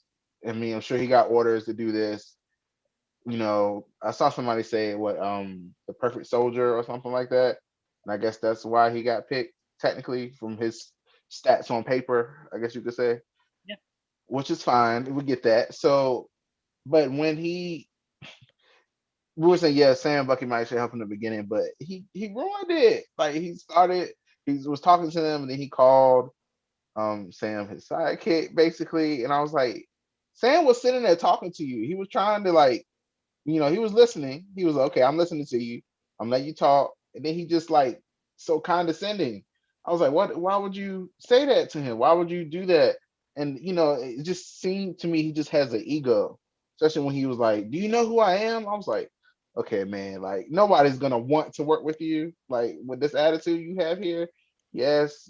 I mean, it's almost like you have a God complex with this name you just got attached to that you say you're trying to do such great work with, but then you use it as like a weapon, as like when he came into the police station, it was like ordering them around and stuff. I was like, you gotta chill. Like, nobody's gonna want to work with you being like this. And And that's Steve what that's Rogers didn't act like that, right. you And know. this is how he got himself like this. This is why you're alone. This is why all you guys Lamar. This is your fault. That's how I feel. And with the Dome Milaje, I love that. I I love that. I love them. Like, they were like, look, you got 8 hours. One point we coming here, we coming, and they came. I was really excited for that. I was like, they're really here. And then when what I was saying about him with the shield, when he's fighting, he he goes for that shield all, like, even when he was trying to get it off the table, I was like, dude, I mean, I thought you were military. You can't fight. You can't, do anything without that shield. Like, he was really trying to get that shield off that table. I was like, I feel like he almost like needed it, right? To me. And then once once you have the serum in you, now you're all strong and everything. Now that's why I feel like he wouldn't care. And that's why I feel like he did that with the shield. He knew what that shield represents. For you to use that to decapitate or whatever you did to that guy then, he don't care about that shield anymore. That shield is just, oh, it's here. Okay, I don't care. They'll come asking for it. I think they'll just give it up. I just think it'd be weird for Sam and them to use it and practice with it and everything after it's been tainted. I mean, pretty much. Um, I don't know. Sharon, the way she's walking through all those, like, people with guns or whatever it is, and I was just like, she's a kingpin. It's just very much boss. She's such a boss. It's just like how she's just walking through there and like, oh, I might have a couple satellites. Oh, satellites? What do you mean you have a couple satellites? How do you have that? How? I was like, come on, man. And like I said, the reason I did go with Sharon being the power broker in the first place is because of how we got treated in WandaVision. I'm not gonna lie. When WandaVision, they teased quite a few things and then it didn't pan out for me. So I was like, I just think these shows are much more straightforward than we're giving them. Like, WandaVision was pretty much Agatha at the beginning, coming in there, we're like, who is this lady? Blah blah. And she wound up being the person. And I was like, Sharon being there, and I feel like what she did was the serum's already gone. Carly stole it already. What does she need that doctor for anymore? Anyway, like she just wants to find Carly, and that's what she was helping them do, which is find her. She wanted to find her and get that serum back. That's what I think. That's why I think she's doing all what she's doing. But we'll see. Let's see what else. I'm trying to think. Is there anything else in there that like pull me in? I think Aya and Bucky definitely had some kind of relationship. I like it. Let's go with it. I saw somebody online said they're gonna start writing fanfic about it. I said, go for it. That's funny. I'm sure there's already that's so out there. funny. Just go on Archive of Your Own. Yeah, when she took that arm off though, he really looked like he was really disrespected. He was like, what if you just did this to me? Like I was really shocked that she did that. I was like, what is she doing? Oh, I was like, okay, it's in this on the ground. I'm happy you could put it right back though. I was like, can you put it right back? Do you need her to put it back? I was worried about that. I was like, maybe you can't use it anymore. I was like, okay, they're not gonna do that to us. Okay. I was like, maybe she like disabled it. Like that would suck. That's what I thought. When it hit the ground, I was like, did she just disable it? Can you not use it anymore? I thought she was going to take it with her, like take it back with her, just grab it, be like, this is our property. Oh, when she put that shield up, love that. I was like, yeah. Well, technically it is theirs. And then he asked you, did you know she could do that or something? Yeah, I mean, what was weird about the face was, they put it on him. Shuri put it on him at the obviously we didn't see it, but in Infinity War when it was like it's time. So yeah, he knows how to put it back on. He saw it get put on, but it was just the idea of I guess him going, well, goddamn, does everybody in Wakanda know how to take my arm off? Well, I think the thing was someone pointed out where in the beginning of the episode where Ao was telling him that he's free, and then her doing that, showing like, yeah, you're free, but we still don't trust you enough to not have a like system in place that just in case we need to disable you, we can disable you. Something like that. Well, fair, but I would definitely say Bucky, one arm, no arm, could still probably kill half the Dora Milaje if he needed to. I mean, But I loved it. Someone compared it to when Buzz lost his arm, and I now yeah, that was pretty accurate. We have some comments in the comment section. Power Broker, maybe Victor Von Doom early intro. Maybe. Listen, I would love that, but they're not doing that. Maybe. I don't trust them anymore. Sign me up, though. I don't trust them anymore. I think that might be reaching just ever so slightly. I would love that reach, trust. I would love it. To me, in the comic book world, there is no such thing as reaching. It's all about whether or not it's practical. And it's like, could Victor Von Doom show up here as maybe the Power Broker? 1,000%, especially because we don't know who the Power Broker is. Don't get me dreaming about that. Come on, man. I'm not so awesome of it being Victor Von Doom. I'm just saying it's a faceless person at this point. As far as we're concerned. So it could be anybody. I mean, I've said Mandarin. We've now said Doom. We've said Ross. Y'all think Sharon Carter. So y'all think we've already seen the Power Broker. So it legit could be anything. But I'm sorry. Go ahead, Dan. I made a mistake in the last episode when they go to Latvia. I did too. Oh my God, Latveria. Yeah. My buddy was like, no, that's Latvia. That's a real place. That's an actual country. I had to stop myself too. Yeah. I had to stop myself. But I mean, hey, who knows? Maybe this Doom is from there, and then let me create my own place, and it's Latveria. There we go. Maybe he remixed it a little bit. Huge shouts out to Cena Nerd. They just joined the comment section. Listener Jim says Justin Hammer as the Power Broker.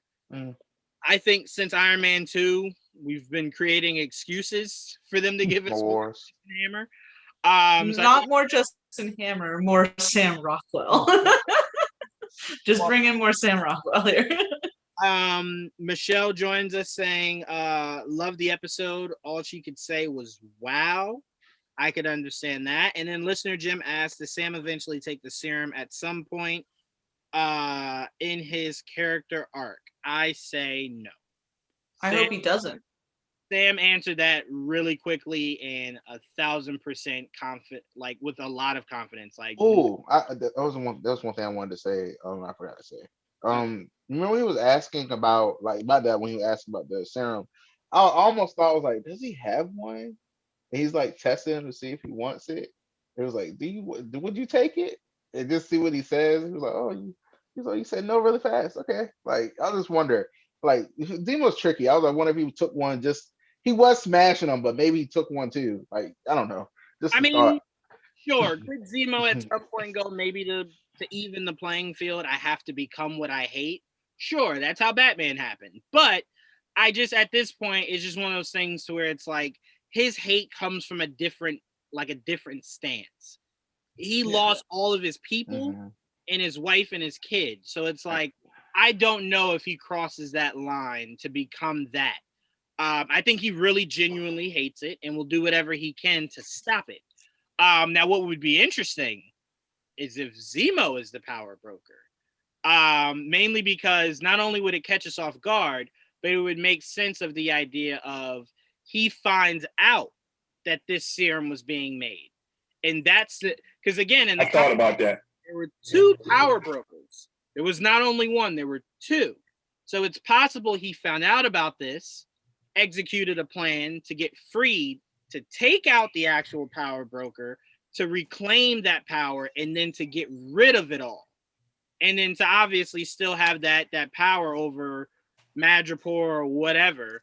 Again, not one I'm putting much stock in, but one that's possible. Again, there were two power brokers in the comics. So let's see what else we got here. Cena Nerd saying Sam will not take it at all. Yeah, I agree. I don't think Sam's gonna take Just hit him with it. Hit him with Just give it to him. I want him to have it. Want him to have it. I want him to have it. I want him to be Bucky just throws a dart of it. I want him to have it. I think I would love that. Trayvon, I hear you, but why do you want him to have it? Because I just do. I want him to be strong like everybody else. Sick of it. I want him to be. What if Bucky's like in danger of like getting killed, and then somehow Bucky has one? He's like, you gotta take it, bro. You're gonna die. I think Sam might be like, I mean, it's been 100 years of life, you know. You should have died when you fell off the That's why they keep playing with Sam, because they know he don't have it. Sick of them playing with him. Well, I think they keep playing with Sam because they understand. I think they're feeding off of his insecurity of he knew he couldn't live up to Cap, and that was one of the reasons why he gave up the shield. So I think everyone just kind of keeps loving to remind him. Like, I think since Zemo's been out of prison, he said it like every 5 minutes of like, you know, you're not Cap, right? And it's like, Zemo, I heard you like 5 minutes ago, dog. I get it. I do. All right, let's see what else we got here before I go to you, Tia. I can see Zemo being the power broker. Civil War proved that his plans are very elaborate. Yes. Yeah. Captain America went crazy in this episode. Even before that last scene, you could really see his mental status was breaking down. Not patient at all. I mean, ultimately, again, I also give him I give him a little bail for that. Picture if a fugitive of the law is right there. And someone goes, let me see if I can talk to them for a second. It's like, how do I know she won't strangle you and leave? Like, we should probably bring her in and then you can ask her whatever you want to ask her. But so I kind of get that. I really do, because it's like she was right there. His friend would still be alive if he had acted sooner. So I'm like, I get it. I really do get his mentality of we don't have time to sit here and hope that she understands where we're coming from. Like, clearly she doesn't. So I'm like, I get that. Would be impressive if Zemo was power broker even from prison. I mean, they made an El Chapo reference, so you know. They did. I love that reference. It is not a possibility.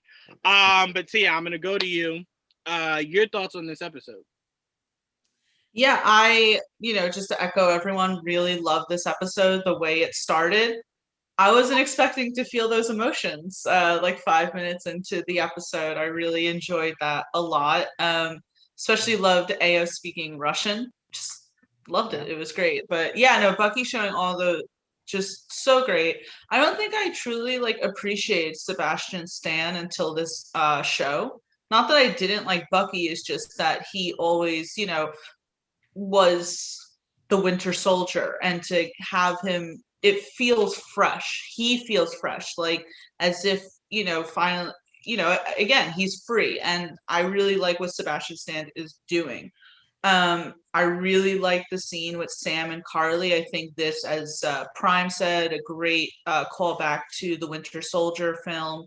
And also, I think I think that the reason why they're continuously giving everyone else the serum and keeping Sam without the serum and having him respond so quickly, no, and then giving us that scene is to show why he is so worthy of the shield, why Steve chose him for the shield, because he was making really good progress. And to me, I found it a little heartbreaking when John Walker did walk in and Carly looks at him like, oh, so this was all a setup. And it's like, no, Carly, that wasn't it at all. Like, Sam was not wanting that.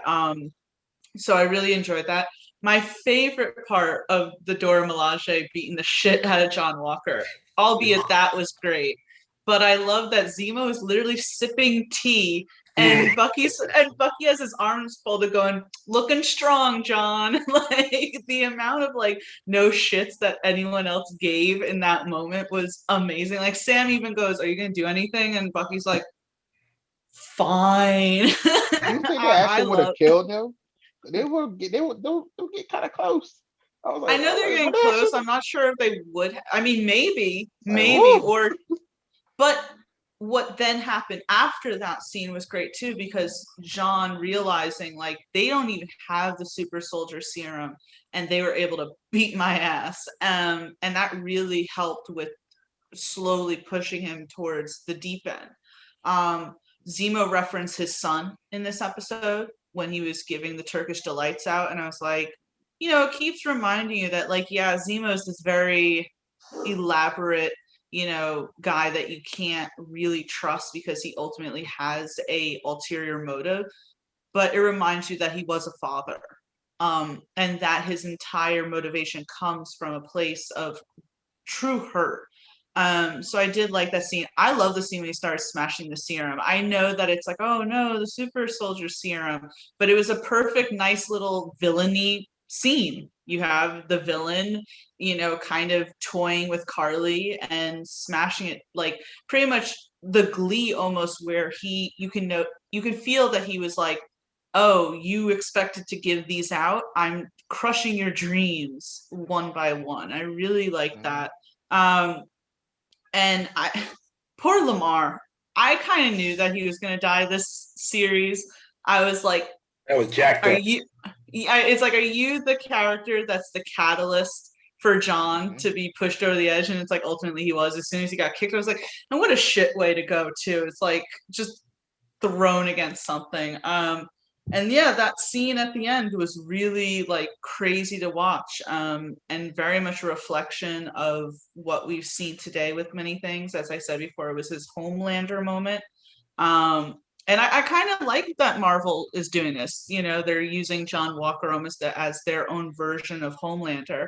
And that shot was great. I didn't think that we were going to see all that blood on the shield, because they kind of shied away from showing the really big violence of him decapitating him, and then to show you, it's like, no, this is what really happened. It was just beautiful shot, really great episode. It was full of emotion, full of action. Zemo was amazing. I loved him in it.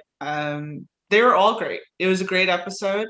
It made me really excited for the next one. And I worry now what the relationship between Bucky and Wakanda is after this, because will the Dora Milaje and Wakanda see Bucky like trying to stop them as a betrayal?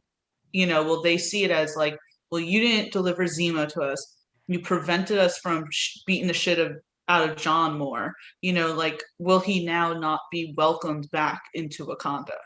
I would have thought that if they took the arm. They didn't take the arm, so I was like, maybe. Well, I mean, yeah, maybe they thought like, oh, it's just a little skirmish. We put you kind of in your place, but you know, it's fine. Also, it's I don't think, and again, I know to even say this is, I don't even know where that stands, but I don't think T'Challa would hold it against them. Yeah. I mean, essentially, T'Challa thought Bucky was the reason his dad was dead, and to a degree, you could say maybe 2% he was. But I think T'Challa would, after talking to Bucky, would be like, all right, yeah, I mean, they be tripping sometimes. Like, I get it. I get it. Sorry. How long was Bucky in Wakanda? From Civil War to Infinity War was maybe Was 2 years. 2 years. Yeah, because Sam even says like, "Oh, we've been on run for 2 years." 2 years. Yeah, Yeah. he did So say it was that. 2 years. Cena nerd. But yeah, no, this was great. I mean, I'm mostly looking. I mean, it stood out to me that Sam and Bucky were just standing there.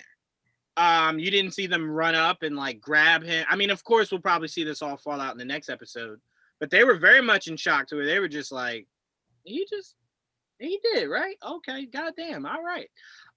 So I am curious to see what their response is to the fallout of everything. Because that to me is what matters the most. Because that to me seems like that's how they get the shield back. Well, I think Bucky will be horrified because in this episode, he even, I think it says at some point that the shield is symbolic. It holds a lot of symbolism, and for Sam to just have given that away was bad. And so if he was that concerned as to the symbolism that the shield holds, how is he going to feel now seeing the shield dripping with blood? I think that that's going to really stand out to him. And I think that's going to make a huge impact on Sam. I think this is going to be his moment where he's like, I have to step up as Captain America because now I see what happens when I don't do that.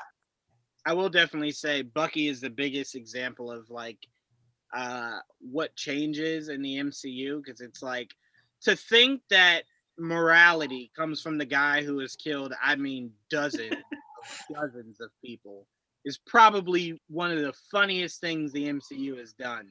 To where it's just like, well, he was brainwashed, irresponsible, and it's like, Bucky, you killed people, and it's like, I know, but like I don't anymore. Like, come on, relax. And it's like, Bucky was brainwashed. He couldn't help it.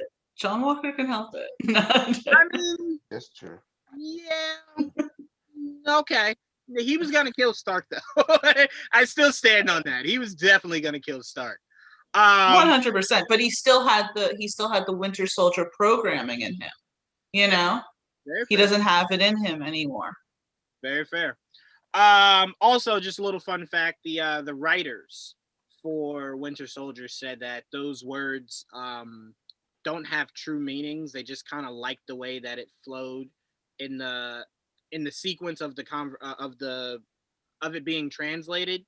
So it's like they don't, like, you can't go to Russia and say that and then like someone turns around and like starts Terminator running towards you. Like, it was just they say that, but is it? I mean, that is what you would say, so people don't go doing that. But there's a sleeper spy in America right now that heard those and is like ready now. It's funny. He said candidating somebody out there for sure. But no, this episode was really good. Next episode I think is the one. It's the one we've been waiting for. But I'm really shocked the way they're hyping this next episode. It's like, well, whatever comes after that better be great. I remember the supposed to be 61 minutes. Is everybody see that? Yeah. It's supposed to be long. The showrunner hyped that when they first started, so I was like, waiting for this episode. Wait, hold on. Say that again, Trayvon. The showrunner hyped episode 5 like when they first like started. Before the show started, he was like, "That's his favorite." I was like, "Okay." It's like, what happens in episode 5? What's going on now? Do you think the footage of Bucky and Madripoor will resurface when the footage of Walker goes viral? It would be a PR nightmare for the U.S. government. I think the U.S. government has already seen what Bucky has done in Madripoor. Right. And there's a reason why Bucky is not in a rush to go back home. It also might be a reason why this show might end without Bucky going back to the United States of America. Because there is no coming back from that. They'll see that and then they'll go, all right, Bucky, we had a list of 10 things not to do, and here's 5 on video. Like, I don't even, broke Zemo out of prison. Like, come on now, Bucky. John, I was thinking about, you know how like you and I talk about how marketing is so important for everything? you know that there's like some poor like person that they hired for marketing for John Walker, and it's like they're sitting there and they're like, yo, did you just see what John Walker did? It's like, I spent all this time creating this wonderful image. I sent out newsletters, I made like images and everything, press things, and this person ruins it all in 2 seconds. I mean, it's exactly how I felt about whoever the press person was for Trump, to where it's just like, man, did you hear what he said? It's like, no, I'm already typing it up. No. Did you hear what he said today? It's like he said something else. Oh no! It's like, yeah, and you might want to call him. Like, his Twitter's on fire right now. It's like, that's what like whoever the president is. It's like, man, did you see what Bucky did? Yeah, no, we're on it. But did you see what Walker did? What did Walker do? And like, he's watching. He's just like, You think they'll put out that cell phone video on Instagram or something just for us to see it? put it out on Instagram. I think they live streamed it.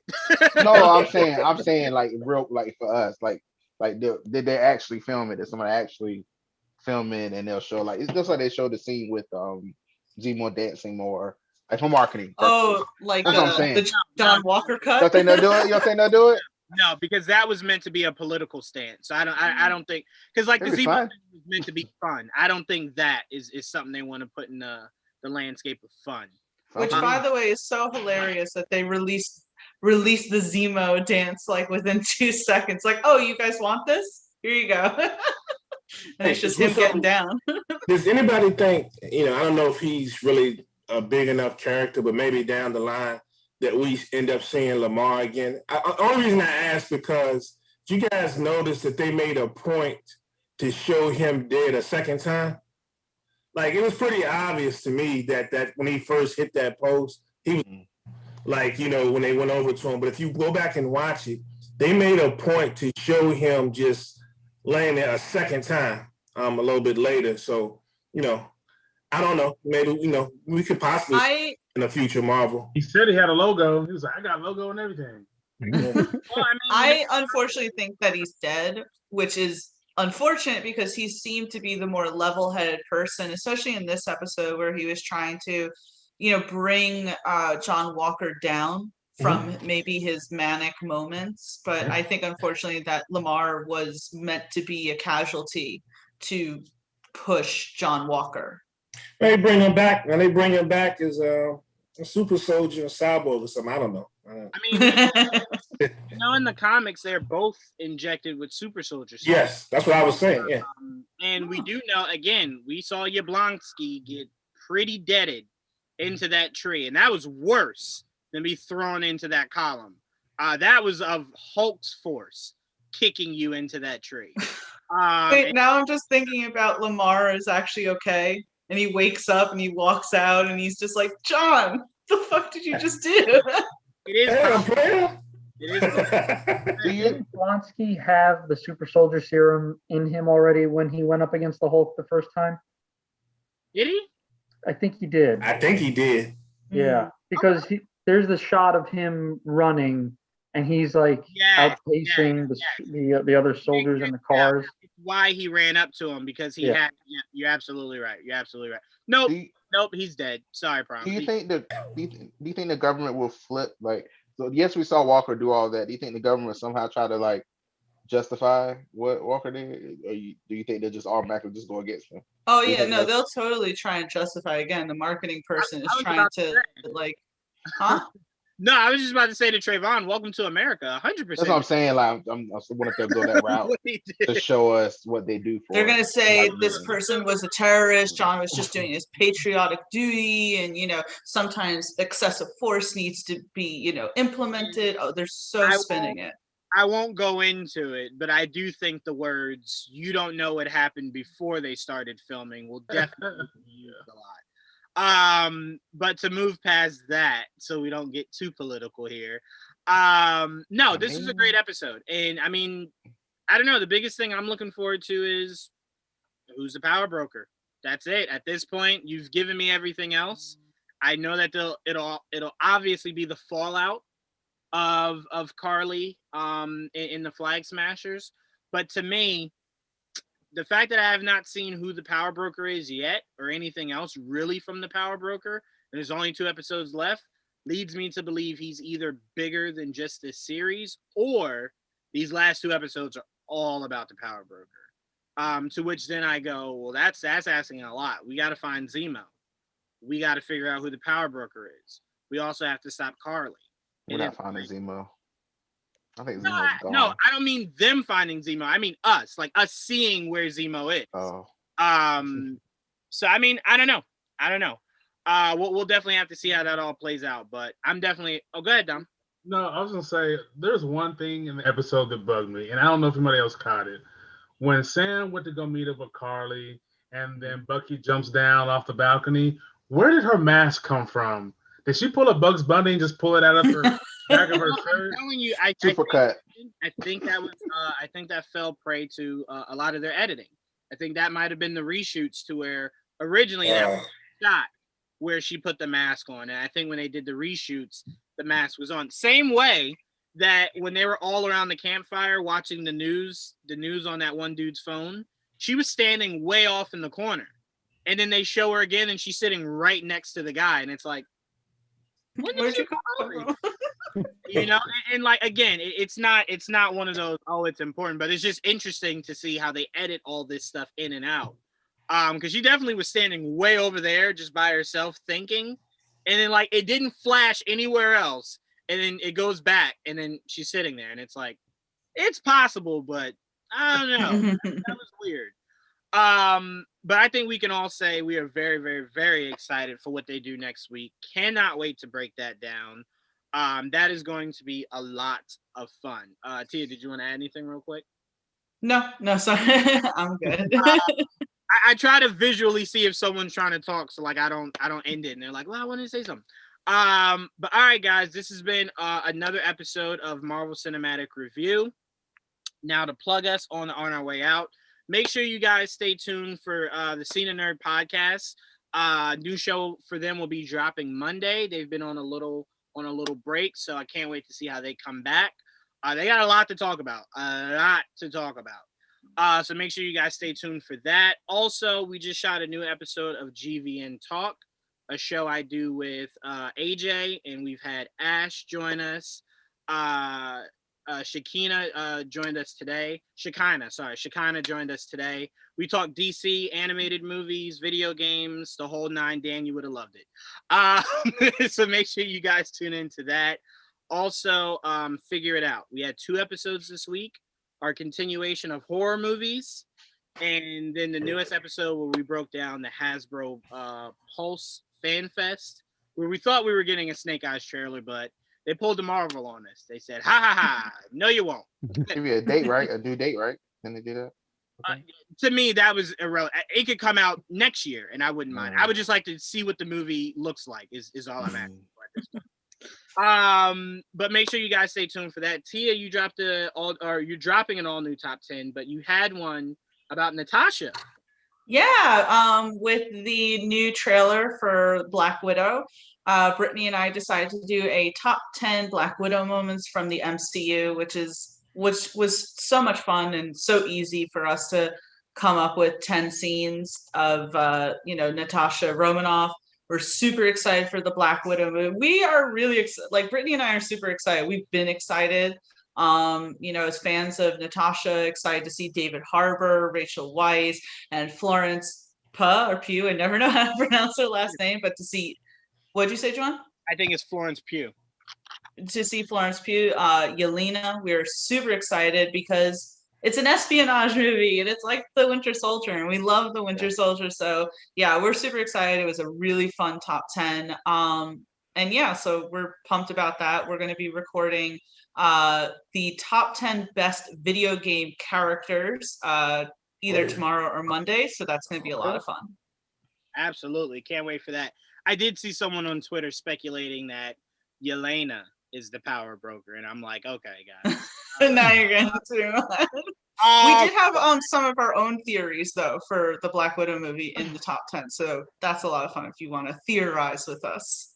Absolutely. Make sure you guys check out that all new episode. Dom, I just read your review on easily the greatest animated show ever drawn, written, produced, and Invincible. Let me just say, I couldn't catch my breath. I'm watching and I'm just, Oh, they did that. Oh, they did that. Oh my God, they did that. Like that was just woof. What a whirlwind. I don't even know what to say. It's leaving me speechless now. But Dom, you just dropped the review for that. Yeah, and this is one of those series that I'm very upset with myself for never have coming across this comic at some Right. point. Me too. And I've tried my best not to. I've looked a little bit. I tried to go too far ahead to know too much about the character because I know with Robert Kirkman they're gonna go a little bit off of. I mean, go off the comics, but stray away a little bit, so it's not as predictable. But no, it's so good. It is so good, and this is one of those times. This is one of those times, Joanne, that I do wish they dropped them all. I'm like, I don't want to wait. Like, usually I'm okay with it. Usually I'm okay. This one, I'm not okay with it. They just need to drop all of them. I'll even say, Dom, I think what upsets me more is they won't give us all the episodes. Yeah. Us specifically, they won't give us all the episodes. Yeah. It's like, how dare you, Amazon? But no, make sure you guys stay tuned because we are doing a figure it out episode where we're talking all things Invincible. So whoever wants to join that, please do let me know because we're gonna dive into that. Me and Pete, we were talking about it the last episode, and we were just like, I don't even know where to begin if we did an episode about the show. Like, because Pete and Joel know a little bit about the comics, like they've read it. So it's like their perspective is more so kind of know what could be happening. Whether they stick to it or not is different. But Robert Kirkman, I had the pleasure of speaking with him, and he said, like you were saying, Dom, he was like, we're trying to stay as close as possible, but we're also trying to not make it as, predictable. Kind of like what our man Ernie Altbacker did with the Batman Hush movie. The reveal is obviously way different than the comic books. Just because if it kept it like the comics, it's why am I watching this? I know exactly what's gonna happen. But yeah, so make sure you guys check out Dom's awesome review on that new episode of Invincible. Go ahead. Also, I'm finishing up the new series Them, so I'll have a drop review for that. If you go to episode 5, it has one of the most traumatizing scenes I've ever seen in horror. It was trending today on Twitter. I was seeing like the New York write-up or something for it. It seems very traumatizing. I'm still trying to figure out if we'll watch it or not. I don't know. It's not over. The thing is, what I guess is kind of a mastery of horror is the fact that that scene is not overly gory or anything. It's just what takes place is like, I can't believe this happened. You know what I mean? Like it's an intense show.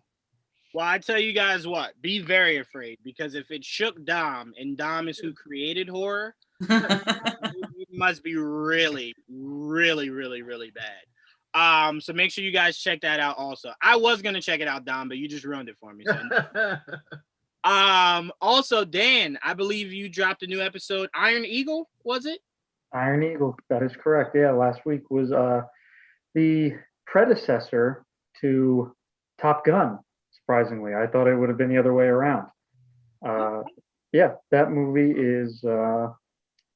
It's if you're in the Air Force, you probably don't want to follow any of that. What they do, it's not protocol. It's bad. They make the Air Force look like fools. So we dropped that last week. That's a classic. Apparently, I've never seen it, but Juwan, I'm sure you love it. And then this week we have a new episode in time for Mortal Kombat to drop. We are reviewing Virtual Combat, and it's terrible. So you said Iron Eagle is the movie? Yes. I'll have to ask my uncle who is in the Air Force what he thinks about it. Oh yeah, he's probably this is what they do. Like they just race dirt bikes along, and they let kids just fly in the cockpit all the time. It's no big deal. It's no funny because when I first saw it, like I looked at it like really quickly, I thought you were reviewing Eagle Eye, and I was just like, they better not say not one bad word about that movie. And then I looked at it again. I was just like, "Oh, Iron Eagle." No, I've never seen that. I've never seen it. Yeah, good. So that does that end my streak, Dan, of movies that I constantly come in and say I loved?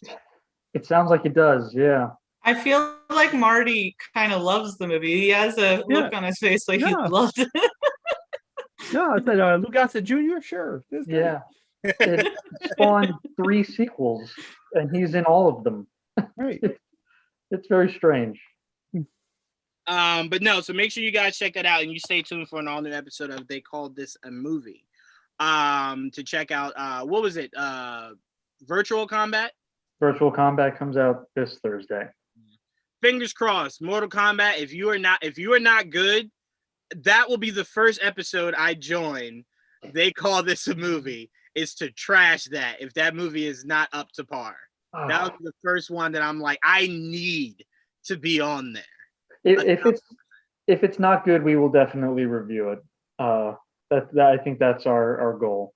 Yeah, but fingers crossed it is great because Yes.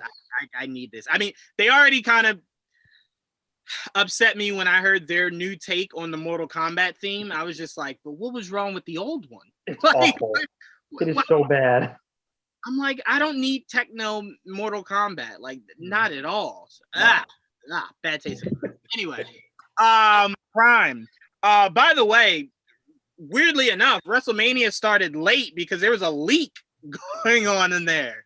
I don't know how that even happens. How is that like an oversight? Where it's just They knew that Prime was on this, and so they decided to, push it back for him. Look out for your boy. It reminds me of like the Death Star, to where you're looking at it and you're like, man, can't nothing mess with this. And then like it starts to come through and you're like, there's a hole? Who didn't see that hole there? And it's just like, sir, it's so small. We didn't think it could come through. Like, no one thought Luke could shoot that at that small space. Who knew? But no, make sure you guys, Prime, what does the Sports Bar Podcast got coming up? So we got, of course, we're going to talk some DMX tomorrow. Both Source and I huge fans, like a lot of folks. We also, after that, we're going to talk about some NBA. Basically, Jason Tatum's hitting 53 the other night. What's more impressive, that or Zach LaVine getting 39 in one half. So we're going to talk about that. And then one of my favorite things, we're going to talk some women's basketball. The WNBA 25th anniversary. They got new uniforms, Nike-inspired uniforms. And the Indiana Fever, of course, have Stranger Things inspired uniforms. The colors are all cool. So we're going to talk about a little of that and maybe a few other things, man. But I'm looking real forward to tomorrow. Absolutely. One definitely not to miss. Make sure you guys tune in. Definitely at least to hear some DMX at the some DMX. Which, by the way, Associated Press, you should be ashamed of yourself. For anyone who knows what I'm talking about, check out what they posted about DMX. You should very much be ashamed of yourself. That is not how you conduct business. But also, Martin, what we got cooking up over there? Well, this week we're going to have part 2 with Brian Hirota of Scanline VFX, because we're going to be talking all Godzilla versus Kong, because they were the main vendor for the special effects of the movie. Mm-hmm. So we're going to be talking about that. Also, a graphic novel called MPLS Sound comes out this week, which is basically kind of a homage to Prince. And I've already got the interviews set with the artists, and then I've got also the interviews with the writers, Joseph Illich and Hannibal Taboo. So that should drop this week. Absolutely. So make sure you guys stay tuned for that. And Trayvon, you've been knocking out these reviews. Left and right. What's the newest one you got up on your YouTube page? Well, the newest one will be the latest Power Rangers episode tomorrow morning. That'll be publishing. I did Invincible, the latest episode, and I did the Falcon and Winter Soldier. The funny thing is, the first episode of Invincible is I think the most viewed thing on my channel so far. That reaction, because I reacted to it, and when at the end when that crazy thing happened, I literally just left it all in there when I was silent and everything. I was sitting there, I was like, what kind of show is this? Like, I was really surprised. Like, but yeah, so that show is crazy. Good job. Whatever they're doing with that, good job. But soon I gotta make myself do it where I need to like I have my friends have like made me new logos and banner and all this stuff and made me music for my videos and stuff. So now I need to actually make an intro video and stuff like that and actually do it and actually start the podcast where I talk about this stuff at length because that's what I want to do. Like just watching the reactions and saying a little bit at the end is cool, but now I want to like expand and just like talk about stuff a little bit longer, and so that's what I want to do. So that's my plan to do a video / podcast thing. So yeah, that's what I need to do. So make sure you guys stay tuned for that. I want to give a huge shout out to the Conda Nerdy girls, Conda Nerdy dudes, KJ and Patches, who could not be here but wanted to. Also, huge shouts out to Jamie, our newcomer Yes. to this show. Also, Ryan from the Nerd Rage podcast, who also could not be on here today. And if I'm forgetting anyone, you guys know I'm horrible at this. But shouts out to everyone who could not be on the episode. And again, thanks to Pete, who had to drop out. Thank you for joining us, Pete, 100%. So make sure you guys, we gave you so much content to fill up your week, your work week. So I don't want to see these Twitter posts of what podcasts, is out there I can listen to. We just gave you like 8 right here. So make sure you guys listen to everybody. Kinda Nerdy Network, Cena Nerd, GVN, They Call This a Movie, Sports Bar Podcast, Nerd with the Tech. You have so much to listen to. So make sure you guys go and do that. And we thank you all for being a part of the chat. You guys are always amazing. You drive us. Thank you very much. Make sure you guys are checking out everyone's merchandise. Specifically our merchandise. Sorry. Martin with the MCR shirt, Tia with the GVN cup. I had my shirt, but it was in the dirty clothes, I think, and it was not. But make sure you guys check out our merch also. But thank you all, and we will see you same time, same place next week. Till then, peace. Bring a tissue. Bring a